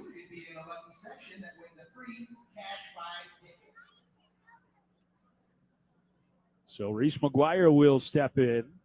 That was 38 games in the big leagues a year ago, mainly with the Dodgers for Ramirez.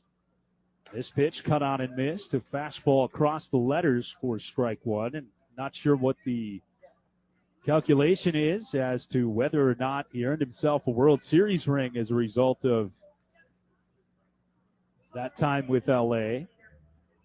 The 0-1 clubbed in the air toward left. Not all that deep. Coming in a bit is Gorski. He'll make the catch. Cowles is tagging at third. The throw to the plate is off target and late.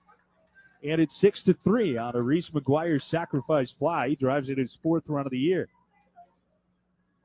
Well, at the very least, the Iowa Cubs have cut this deficit in half now. And they've given themselves an opportunity, whether it's later this inning or in the next inning, which is the final scheduled inning today, to try and pull off a comeback for a second straight game. Here's Darius Hill, 0 for 1. Walk and a strikeout for Darius. Ramirez home. Hill tried to put a bunt down, and it was a breaking ball, and he stabbed it back off of the catcher, Davis.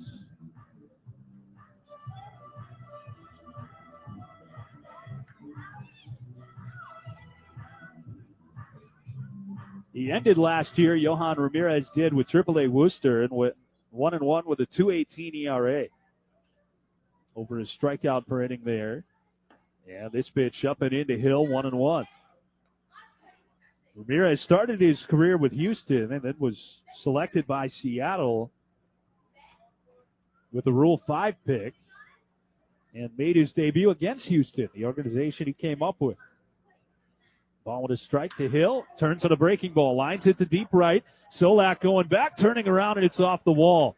Perez will go to third. Darius Hill races into second with a double. And all of a sudden, the tying run is coming to the plate for the Iowa Cubs here in the 6th inning. Hill just missing a home run with a line drive over the head of Solak in right. It hit about halfway up the right field wall and bounced right back to the Indianapolis right fielder. Well, 2 things to consider here. A base hit gets you within 1, and a home run ties the game. Owen Casey 0 for 3. His lone hit this year is a home run, though. And the left-handed hitter would love a second home run here. Ramirez comes set, staring at the runner at third to pitch. And he slurved a slider around the outside edge for ball 1.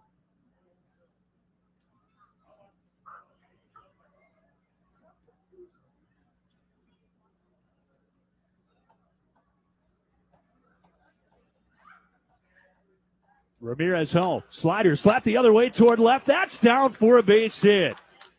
2 runs will score. Casey is digging for second. Gorski's throw is off target into right field. And now the tying run standing on second on a 2-run double the other way by Owen Casey.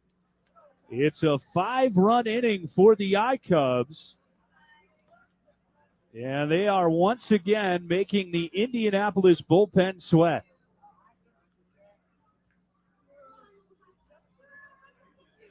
It was 6-0 when the inning began, and now the tying run is perhaps a base hit away for the 9th batter of the inning, Dixon Machado. Machado 0 for 2 with a walk. The outfield playing him straight away. Righty on righty, Ramirez to the plate. They had a slider just a little bit below the knees for ball 1. Well, it looked bleak on Tuesday. They were down 1-0 in the 9th. Scored a couple of runs to take the lead and earn the win. And they do it again in a different way. Pitch to Machado. It's a strike on the outside edge, and it's even 1-1.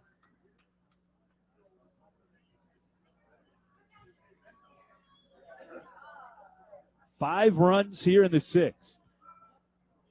It's a 6-5 game, tying run at second. Ramirez to Machado, check swing, and he did not go on appeal. It's 2 balls and a strike. You have more than an opportunity now.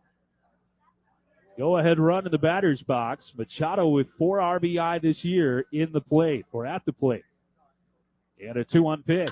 Lined into left and caught by Peguero, the third baseman, who reached his glove out and snow-coned it to end the inning and rob Machado of a game-tying RBI perhaps.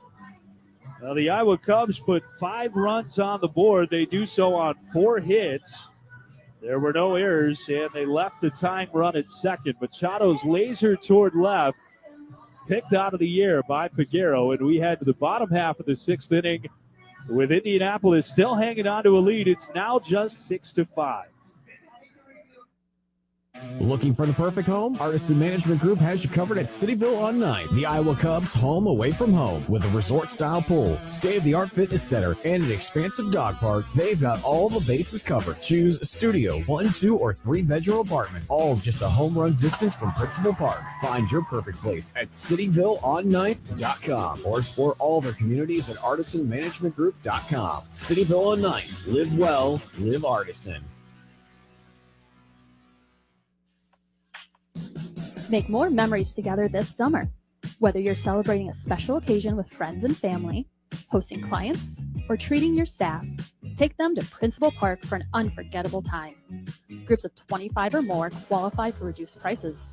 Come eat, drink, and watch baseball as a group for as low as $7 per ticket. Visit iowacubs.com to book your outing and ask about adding on a unique group experience.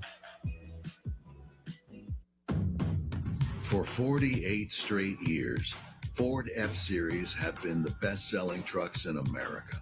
We got here by engineering breakthrough technology, redefining Built Ford Tough, and never settling for second best. But what's really made Ford F-Series the #1 selling trucks in America is you. Ford F-Series, Built Ford Tough. Based on 1977 to 2024 calendar year total sales. More Iowa Cubs baseball with Jason Kemp on Hope 940.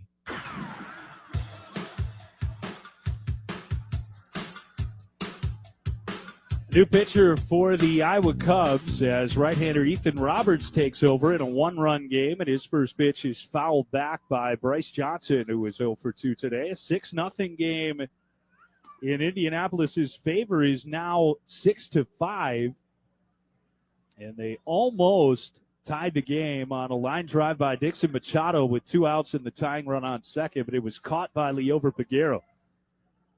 Roberts home with a slider, and it drops a little bit low, so it's even 1-1. Ethan Roberts pitching for the second time this year. His first outing, he allowed 2 hits, but struck out 3 and put up a 0. He works always out of the stretch. Cowles in at third, and a breaking ball waved at and missed as he gets on top 1-2.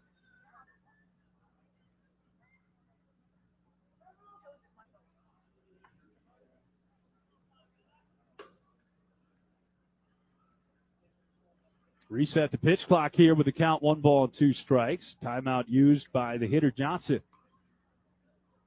Action in the Indianapolis pen now as a 1-2 pitch is offered, and it's a back foot slider, check swing. He did not go.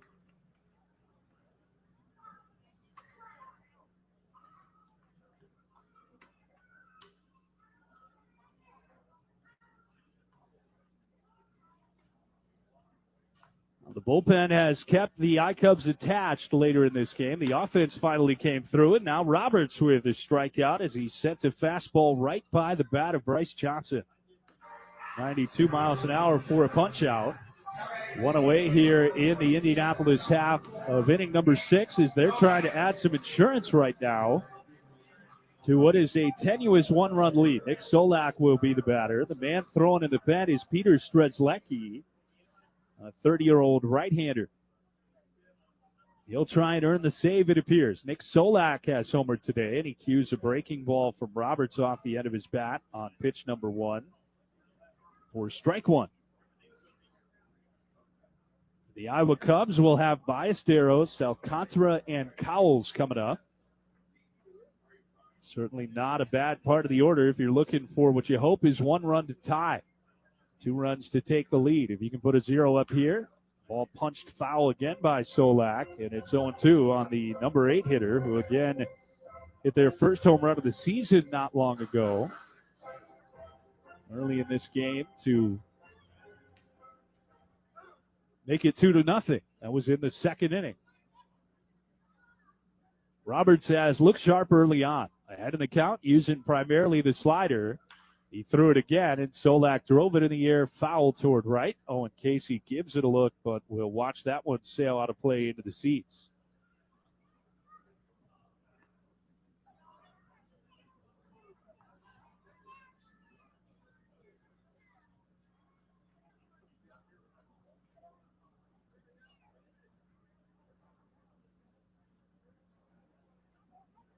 And now a timeout called by Solak. He'll adjust his shoelaces.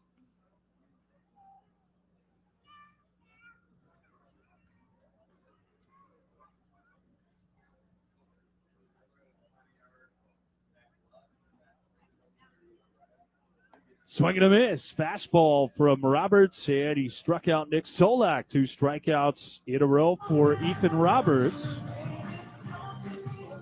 And it'll bring Sung-Chae Cheng to the plate, who is 0 for 2 today.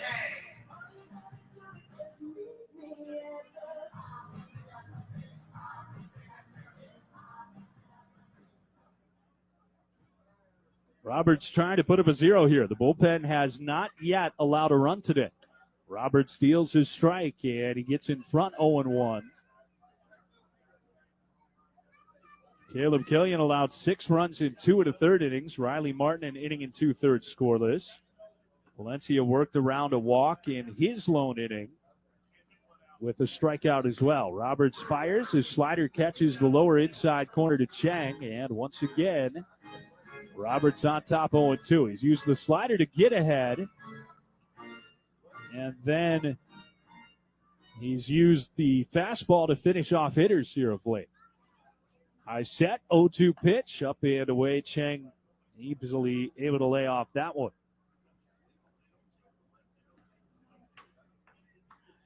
A 5-run 6th inning for the Iowa Cubs. Have them right back in this baseball game. Roberts looking to put up a 0 in the bottom half, comes to the plate and misses upstairs. So Chang with a battle now, getting to 2-2.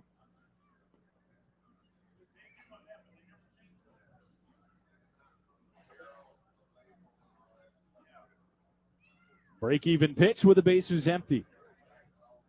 On the way, and it's just barely tapped foul down near the feet of Sung-Chae Chang.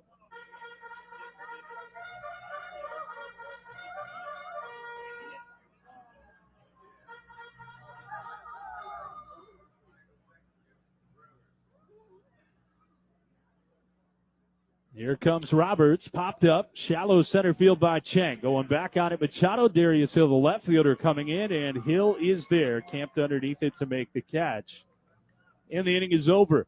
One more chance for the Iowa Cubs. At one point down 6-0, it's now a 1-run game. In the middle of the order is coming to the plate against Peter Strzelecki when we come back to Victory Field in Indianapolis on the iCubs Broadcast Network. Host your special event at Principal Park with Sec Taylor Field as your backdrop. Celebrate your graduation, retirement, wedding reception, and more at the SoFi Left Field Lounge. Looking to host a business meeting or dinner? We've got you covered. Our catering team is eager to customize a package that suits your style and budget. Conveniently located in downtown Des Moines, Principal Park is easily accessible and has plentiful parking for your guests. Visit iowacubs.com to book the lounge today. Best tailgate? It's gotta be burgers. And an ice cold Coke. Real football y pollo asado. Hoops and wings. It's subs. Nah, hot dog. No, Dodger dog. I'll drink to that. Pass me a Coke. It's gotta be crawfish. Mac and cheese. No. 7-layer dip. Ribs. No contest. Hummus. What? You need a hot grill and an ice cold Coke. Of course. Football and Coke. Come on. It's got to be Coke. Game day? Race day. Calls for Coke. You know it. It's Tailgate 101. Want something to keep the kids entertained during the summer? Look no further. A Cubbies Kids Club membership is perfect. For only $28, any child age 13 or younger can join.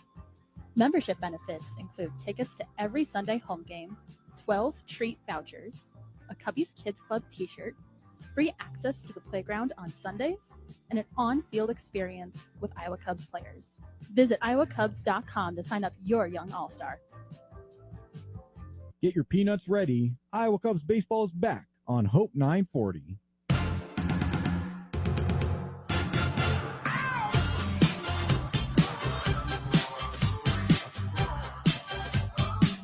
One more chance for the Iowa Cubs as we play in the top of the seventh. Game one of a doubleheader. They were down by 6. It's now a one-run game. Peter Strzelecki in to try and get the save for Indianapolis. He'll have to go through the heart of the I-Cubs lineup with Ballesteros leading it off. Moises 1 for 3, takes a fastball up and away at 90 miles an hour for ball one. Well, the same situation faced by the Iowa Cubs on Tuesday night, down 1-0. They scored 2 to take the lead. Strzelecki home. It's a strike to Ballesteros, and it's even a ball and a strike now. This has turned into an entertaining contest after it was slow for a long time for the Iowa Cubs. Strzelecki fires again. The veteran missed inside to Ballesteros. Ball 2 and strike 1 on the young catcher.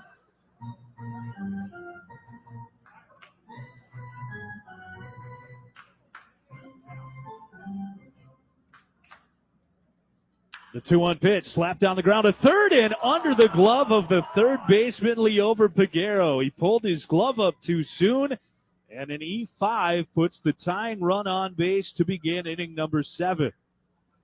And immediately replaced by a pinch runner is Ballesteros. It's going to be the speedy veteran Greg Allen who takes over as the runner at first, and that should have been out number 1, and instead it'll be the first error today committed by the Indians. And again, the door has opened for the Iowa Cubs. And Henry Davis and Peter Strzelecki get together to talk about the new runner who clearly is a threat on the bases, and that's Greg Allen. Kevin Alcantara today 0 for 2 with a walk. He has scored a run.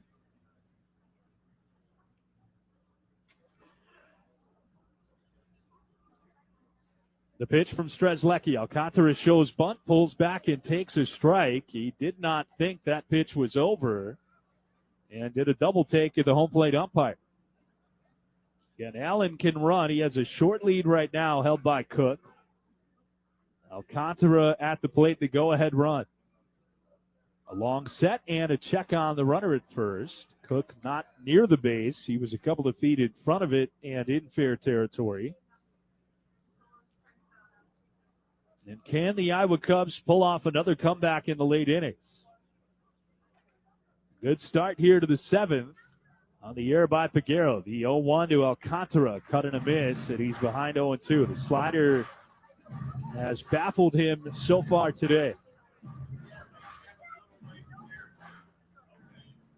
They've had success against the Indianapolis bullpen in 2 games so far. They took advantage of a costly defensive miscue on Tuesday to plate the go-ahead run on a potential inning-ending double play that would have kept it tied. 0-2 to Alcantara, swing and a miss, and he strikes out on a slider down and away for out number 1. So Greg Allen still at first with 1 out. Ben Cowles will be the batter. And Cowles put the Iowa Cubs on the board with a 2-run triple under the glove of the diving Nick Solak in right last inning. A right-handed hitter, Strzelecki, right-handed pitcher, comes home with a slide step, and a slider begets a swing and a miss.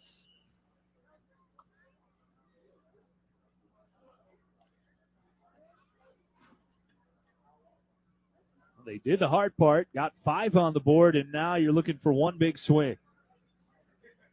It's another slider and another swing and a miss, though, and Strzelecki gets on top of Cowles 0-2. It was a 2-strike count when he punched that triple into right field.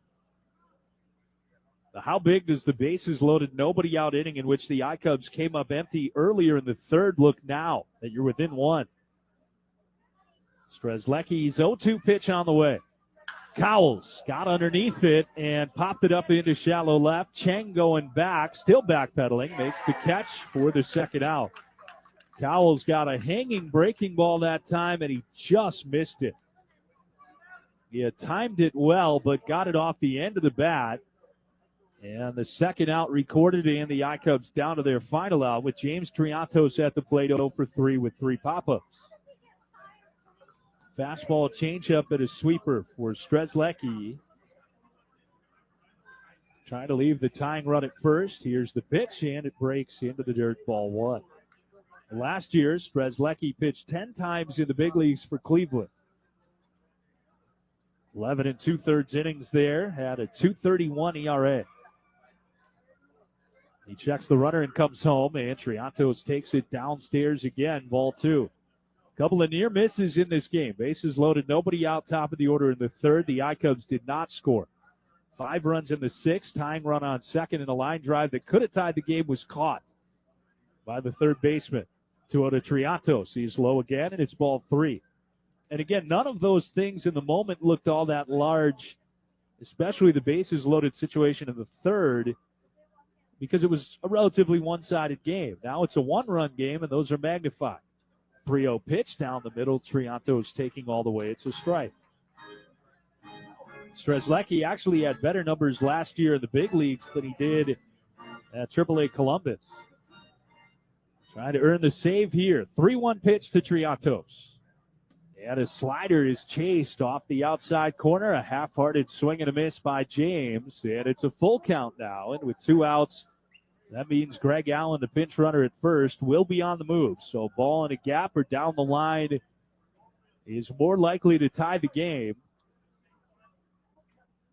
But the Iowa Cubs also down to their final strike. Indianapolis looking for their first win of the season.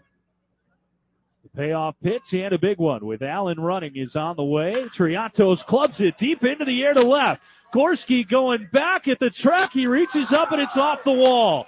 Allen is around third. He will score, and this game is tied. Down to their final strike, James Triantos rips one off the left field wall. If he elevates that pitch a little bit more, it's an Iowa Cubs lead here in the 7th.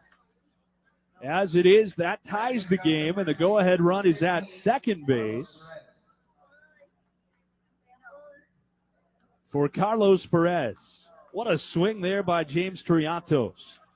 First pitch to Perez, broken back, ground ball to first, picked up by Billy Cook. He'll take it himself to the bag, and that ends the inning.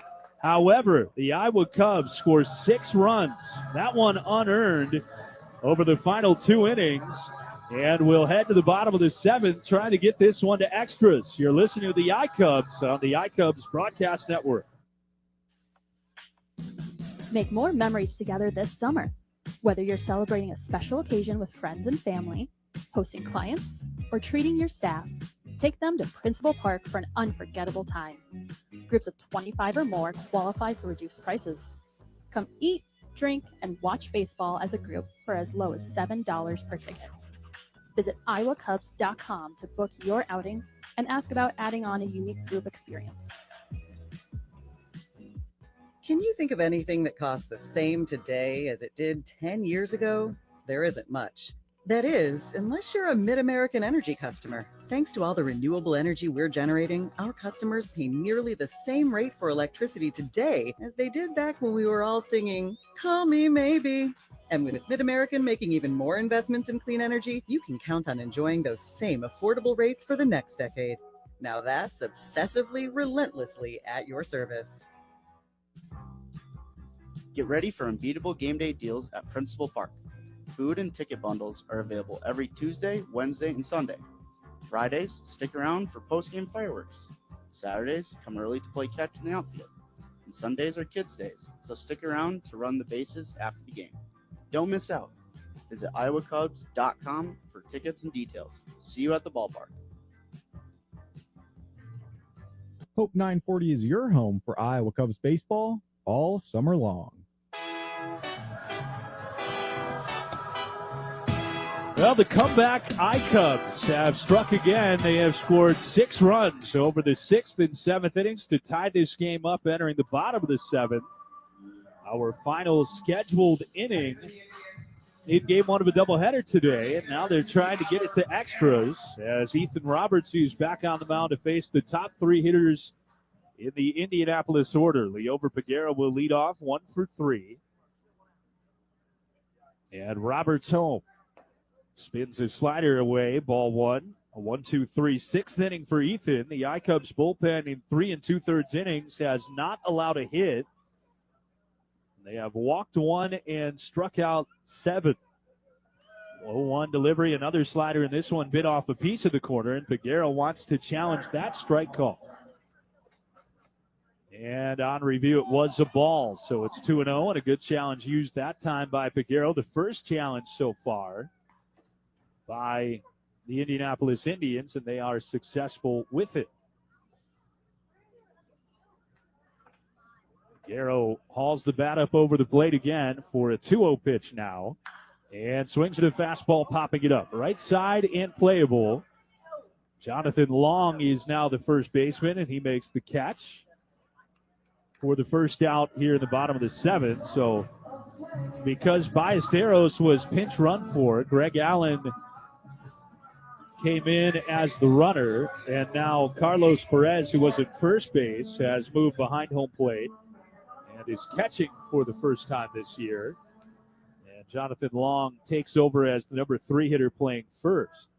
Nick York, the new batter, 2 doubles today and a strikeout, and he looks at strike 1 here from Ethan Roberts.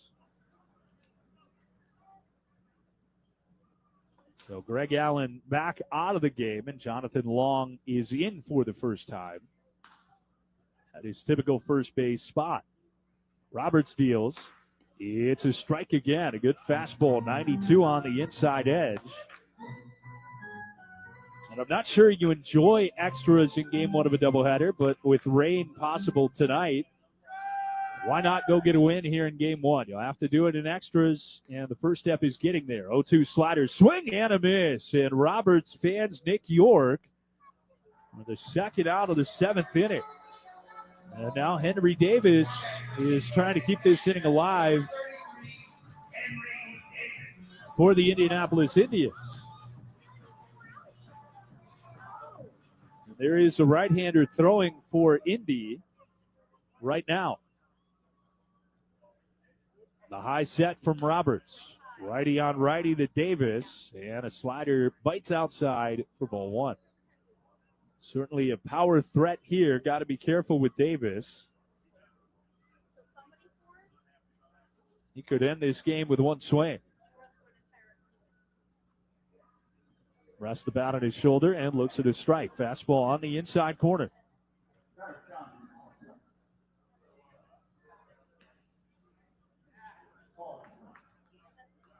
That was challenged, and it was a strike on review. So a failed challenge for Indianapolis on a close pitch once again. So it's even a ball and a strike. 2 outs, nobody on in the 7th. Roberts home and a slider cut on and missed to make it 1-2. And now Ethan Roberts trying to finish this one off. Brandon Hughes, who's throwing in the ICUBS bullpen, haven't been able to catch the number out there in the Indianapolis pen. The 1-2 from Roberts is rolled foul. Third base side by Davis to stay alive. Indianapolis was 1 strike away from their first win of the season. Now they're trying to walk it off, and the man in the bullpen for Indianapolis is Ryder Ryan. As Roberts kicks in, comes home again. Fastball clubbed in the air, drifting foul on the right side and out of play.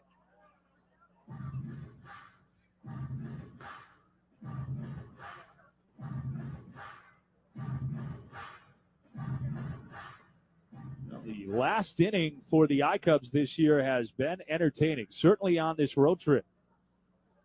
The pitch again from Roberts, and Davis strikes out looking.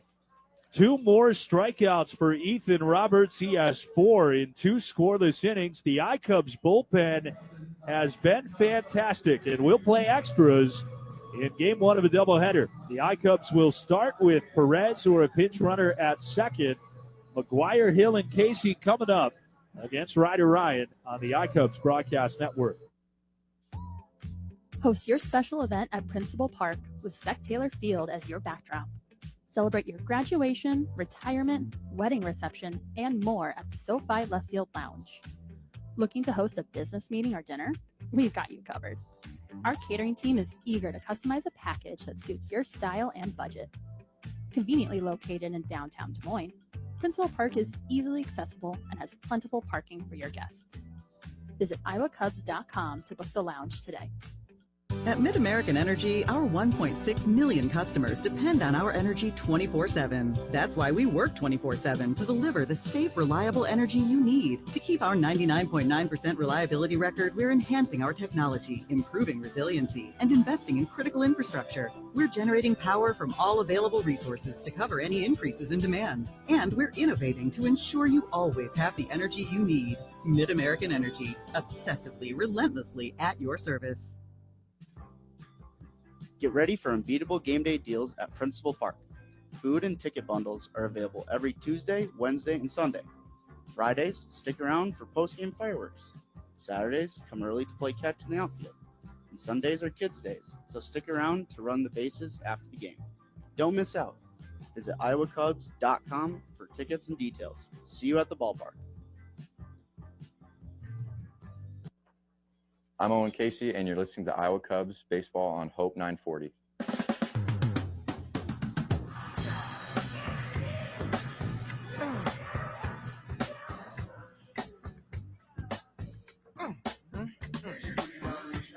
Here we go in inning number 8. First extra inning today, and Carlos Perez trots down to second. He is the runner who begins extras on base against right-hander Ryder Ryan. Reese McGuire, the DH, will bat. A left-handed hitter today, 1 for 2 with a sac fly.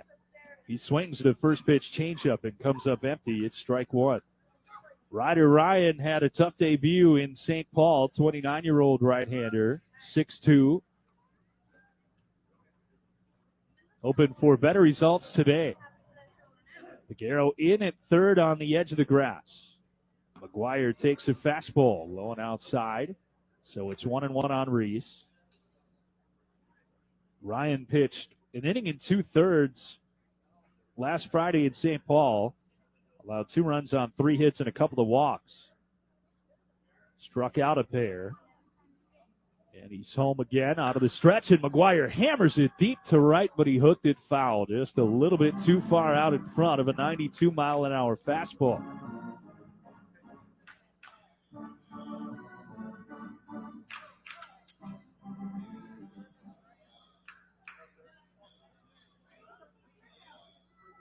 Got to try to get the runner to third here. You're looking for McGuire to pull it. 1-2 pitch, and he cued it foul off the end of the bat to stay alive.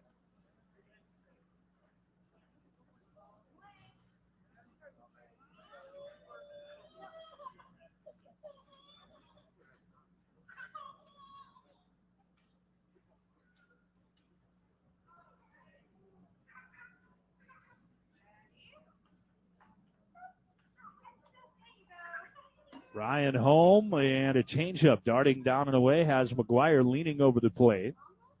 He's able to take it, and the count even 2-2. 6-6. The Iowa Cubs scoring 6 runs in the last 2 innings. Now trying to take their first lead as the 2-2 comes home. Inside, and McGuire had to lift his arms up high overhead. And this is a big pitch. You put 2 on here. Darius Hill would be asked to bunt, I would imagine. And if he puts it down, you have second and third, 1 out for the top of the order. Ryan trying to avoid that with this payoff pitch to Reese McGuire. It's a changeup pounded into the ground. He was out in front, but able to stay alive.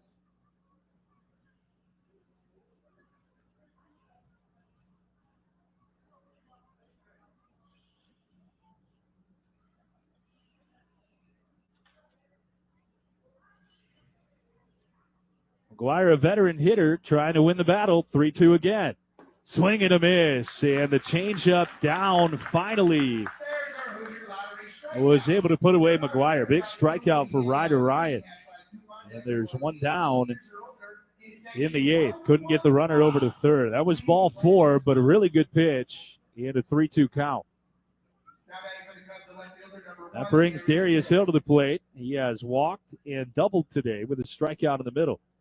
In further at third, Peguero. Hill swinging away was late on the heater for strike 1. Ryder Ryan last year started on the Pirates opening day roster, pitched in 15 games, and then spent most of the season with Indianapolis at a .461 ERA here. Ahead 0-1 to Hill. With Owen Casey on deck, he comes home. And it's a foul tip into the mid of the backstop, Henry Davis. Brandon Hughes throwing in the Iowa Cubs bullpen. It looks like he'll have the bottom of this inning, hoping for a save opportunity. But for that, the I-Cubs need a run. 0-2 to Hill. Ground ball, slap to the left side. The shortstop has it. Chang's throw off target, and Hill is safe. Perez with a good base running decision stayed at second with the ball hit right in front of him. But another error late in this game by Indianapolis. They're second in the last 2 innings. And there are 2 on with 1 out for the top of the order, Owen Casey. So an E5 by Peguero started the 7th and allowed the tying run to score. This time it's an E6 by Chang. That puts 2 on in the 8th. And now the first pitch to Casey. Swing and a miss wildly over the top of a changeup for strike 1. The I-Cubs have been a bit over-aggressive on the breaking balls and off-speed pitches in general here in the latter portion of the game. The 0-1 to Casey. Another swing and a miss at a ball buried in the dirt, and Owen Casey further behind in the count here. Those are 2 swings he'd love to have back. But behind 0-2, let's see what he can do with it. Perez at second. Hill at first. 2-strike pitch on the way. And this time he did lay off a slider toward the back foot.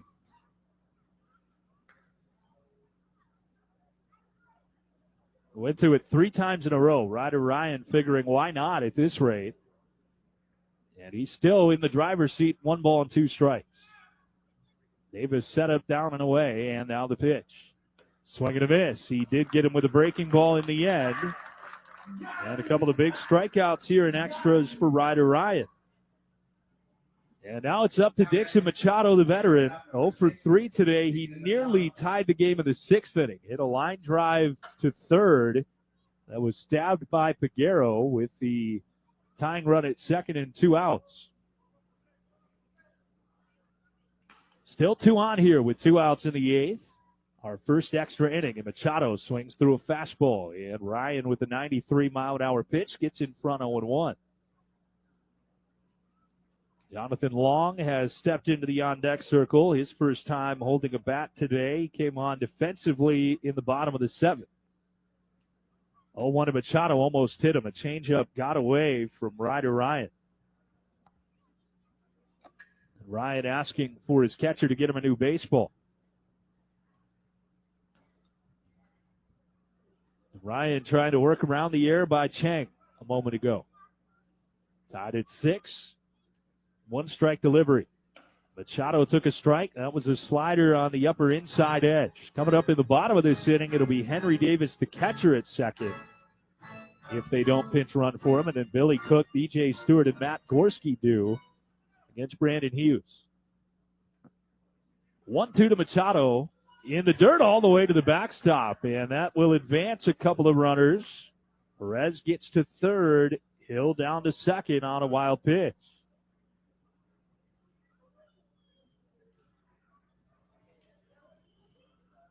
Ball 1, strike 2 on the batter, Dixon Machado. Now a base hit gives you a 2-run lead perhaps. In at first is Cook. 1 ball, 2-strike count. Here comes Ryan, and he dropped the slider in the left-hand batter's box. Machado has worked it even. Base open over at first.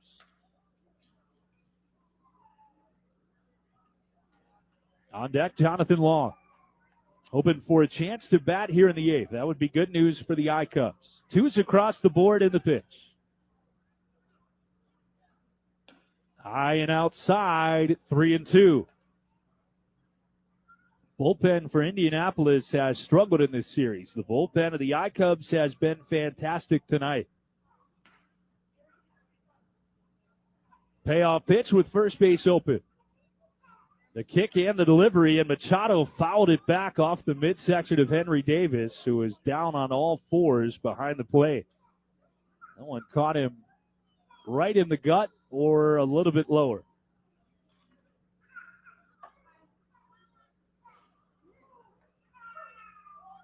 Timeout called by the home plate umpire to give Davis a little bit of time.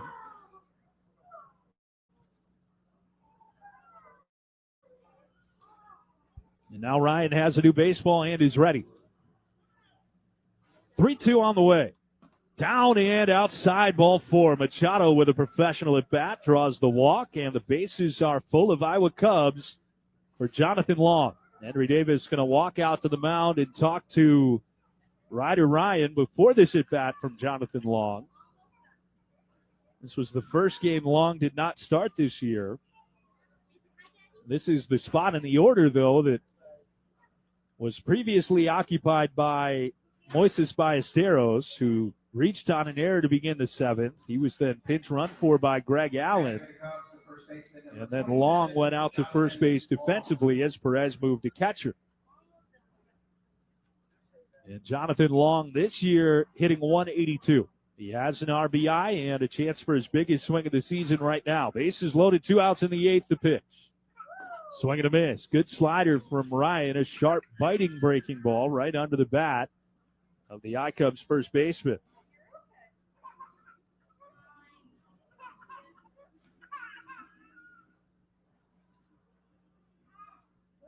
Long waggles the bat. 1-strike pitch. Breaks a little bit low. Good take that time to get to 1-1.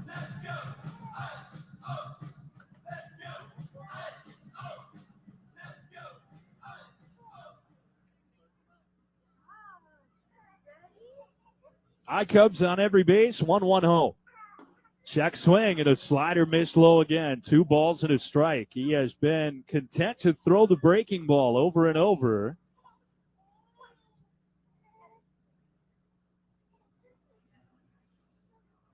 But he's got to throw it for a strike now. 2-1. It's a strike on the outside corner to get even. So a big pitch here. Carlos Perez at third. Darius Hill at second. Dixon Machado at first. 2 outs in the first extra inning. Score still tied 6-6. Ryan out of the stretch. Delivers. Low and outside, 3-2. 1 walk this inning to the last batter, Machado. That was in a full count. They have walked 6 today, have the Indians. Jonathan Long with a good at bat. Trying to give the Iowa Cubs the lead. 3-2. Coming home from Ryan. Runners go. Swinging a drive. Right field. Solak going back to the warning track, and he makes the catch against the right field wall to end the top of the 8th. Jonathan Long just missing a go-ahead extra base hit, even a grand slam if he had a couple of more feet on that fly ball. Instead, the Iowa Cubs come up empty at the top of the 8th, and Indianapolis has a chance to walk it off in the bottom half when we come back on Hope 940. Musco Sports Lighting is a proud sponsor of the Iowa Cubs. Since 1976, Musco has called Iowa home while creating the most innovative sports lighting solutions in the world. Musco's LED system improves visibility and creates light shows to celebrate everything from a home run to another iCubs win. From Principal Park to community fields to the biggest stadiums in the world, Musco creates a better experience for players and fans. Learn more at musco.com. A 10-game flex pack is the perfect way to experience all of the fun of an Iowa Cubs game at Principal Park while not being tied to a set of dates. Create a customized experience just for you. Use all 10 tickets for one game or mix and match them over multiple visits. The choice is yours. Flex pack tickets are good for any game all season long. Visit iowacubs.com to get yours today. There's so much to do in downtown Des Moines. Why waste your time commuting when you come to visit? The Hampton Inn downtown sits right next to the Des Moines River at 120 Water Street and just 2 blocks north of Principal Park, 2 blocks south of Port Avenue Entertainment District, and a short walk from the East Village. Stay at a great room with free Wi-Fi and breakfast during your stay. Don't sit on the sidelines. Call 515-244-1650 to book a room at the Hampton Inn downtown and be part of the action in downtown Des Moines. I'm Darius Hill, and you're listening to Iowa Cubs baseball on Hope 940.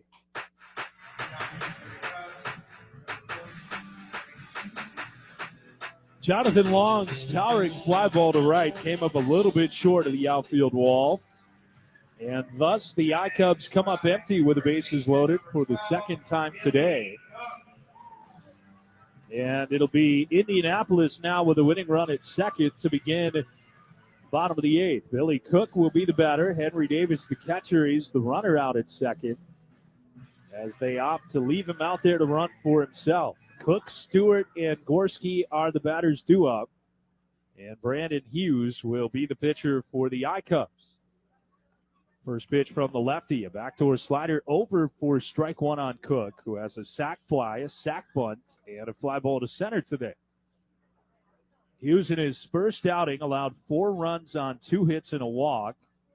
He also hit a batter in 1 inning, and he gets a fastball by Cook for strike 2.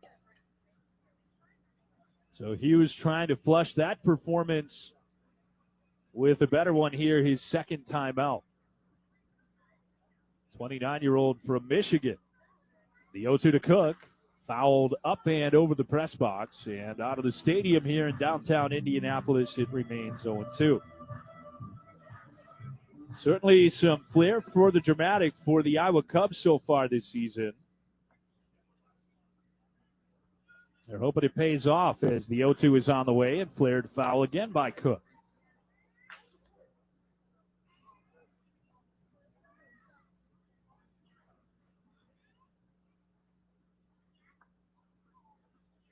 Hughes holding the ball behind his back in his left hand, checks the runner and comes home again. And he missed outside his first pitch out of the zone here in extras.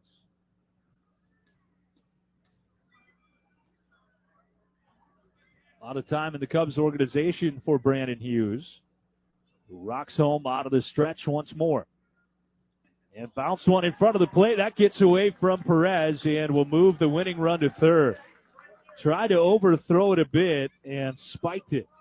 Perez got a chest protector on it, but not enough, and the ball squirted away, allowing Davis to advance to third, and the infield is in. He was looking for the strikeout. Instead, that runner gets to third, and now a lot of ways for Indianapolis to walk off with their first win of 2025. 2-2 pitch on the way, and Cook goes down to get it, rolling it foul back behind home plate. Last year in Reno, Brandon Hughes made 40 appearances out of the bullpen. Prior to that, spent some time with the Cubs, certainly. 2023 in Iowa, he made 11 appearances. Also some time in Double-A. The 2-2. Cook takes, and it's up and in, and now it's full. It was 0-2, and Hughes hasn't quite been able to finish off the at-bat. More time in the big leagues than in Iowa when he was with the Cubs in 22 and 23. Winning run at third, the pitch. Swing and a miss, and Hughes comes back to strike out Billy Cook for the first out. And now we'll have a pinch hitter for the left-handed batting DJ Stewart. They're going to go to the bench and call on a right-handed hitter, and it's Malcolm Nunez. And as a response to that, pitching coach Tony Cagoule and the rest of the infield will gather around and chat with the duo of Carlos Perez and Brandon Hughes. So the I-Cubs had a golden opportunity in the top of the inning. They could not score. They got the winning run to third here in the bottom half. And now the Iowa Cubs are trying to return the favor. Nunez started on Tuesday. He was the first baseman in game 1 of this series. And in that game, he was 1 for 4 with a single. But they wanted a right-handed hitter to face the lefty Hughes. The infield has to stay in with 1 out. Winning run 90 feet away, and Henry Davis. Hughes comes home. Swinging a line drive, scooped on 1 hop at third by Cowles. Throw to the plate, and the ball got away from Carlos Perez. The winning run scores, and the ball game is over. It's a walk-off for the Indianapolis Indians tonight. Nunez went after the first pitch, hit a hot shot to third. Cowles made a diving stop and came to the plate from his knees. Perez was trying to avoid the base runner, and the ball glanced off of his mitt and made its way to the backstop. Almost a fantastic play by Ben Cowles to save the ball game. Instead, Indianapolis blows a 6-0 lead and then comes back to walk it off in the bottom of the 8th here in game 1 of the doubleheader. Don't go anywhere. We have the full Iowa Cubs postgame show coming up. A tough one here in game 1. The iCubs pull off an incredible comeback and then fall short in extras. Postgame next on the Iowa Cubs Broadcast Network.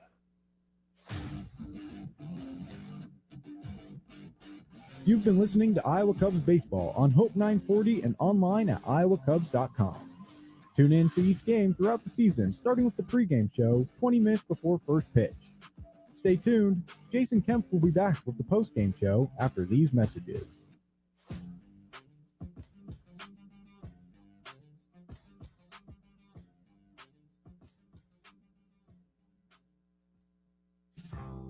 Celebrate all of life's biggest moments with a BMW of Des Moines Skybox Suite at an Iowa Cubs game. With the Skybox rental, you receive an exclusive space for you and your guests, reserved parking passes, a member of our waitstaff assigned to your suite, indoor and outdoor seating options, a climate-controlled space, and most importantly, a great view of all the action in Principal Park. Visit iowacubs.com to reserve yours today.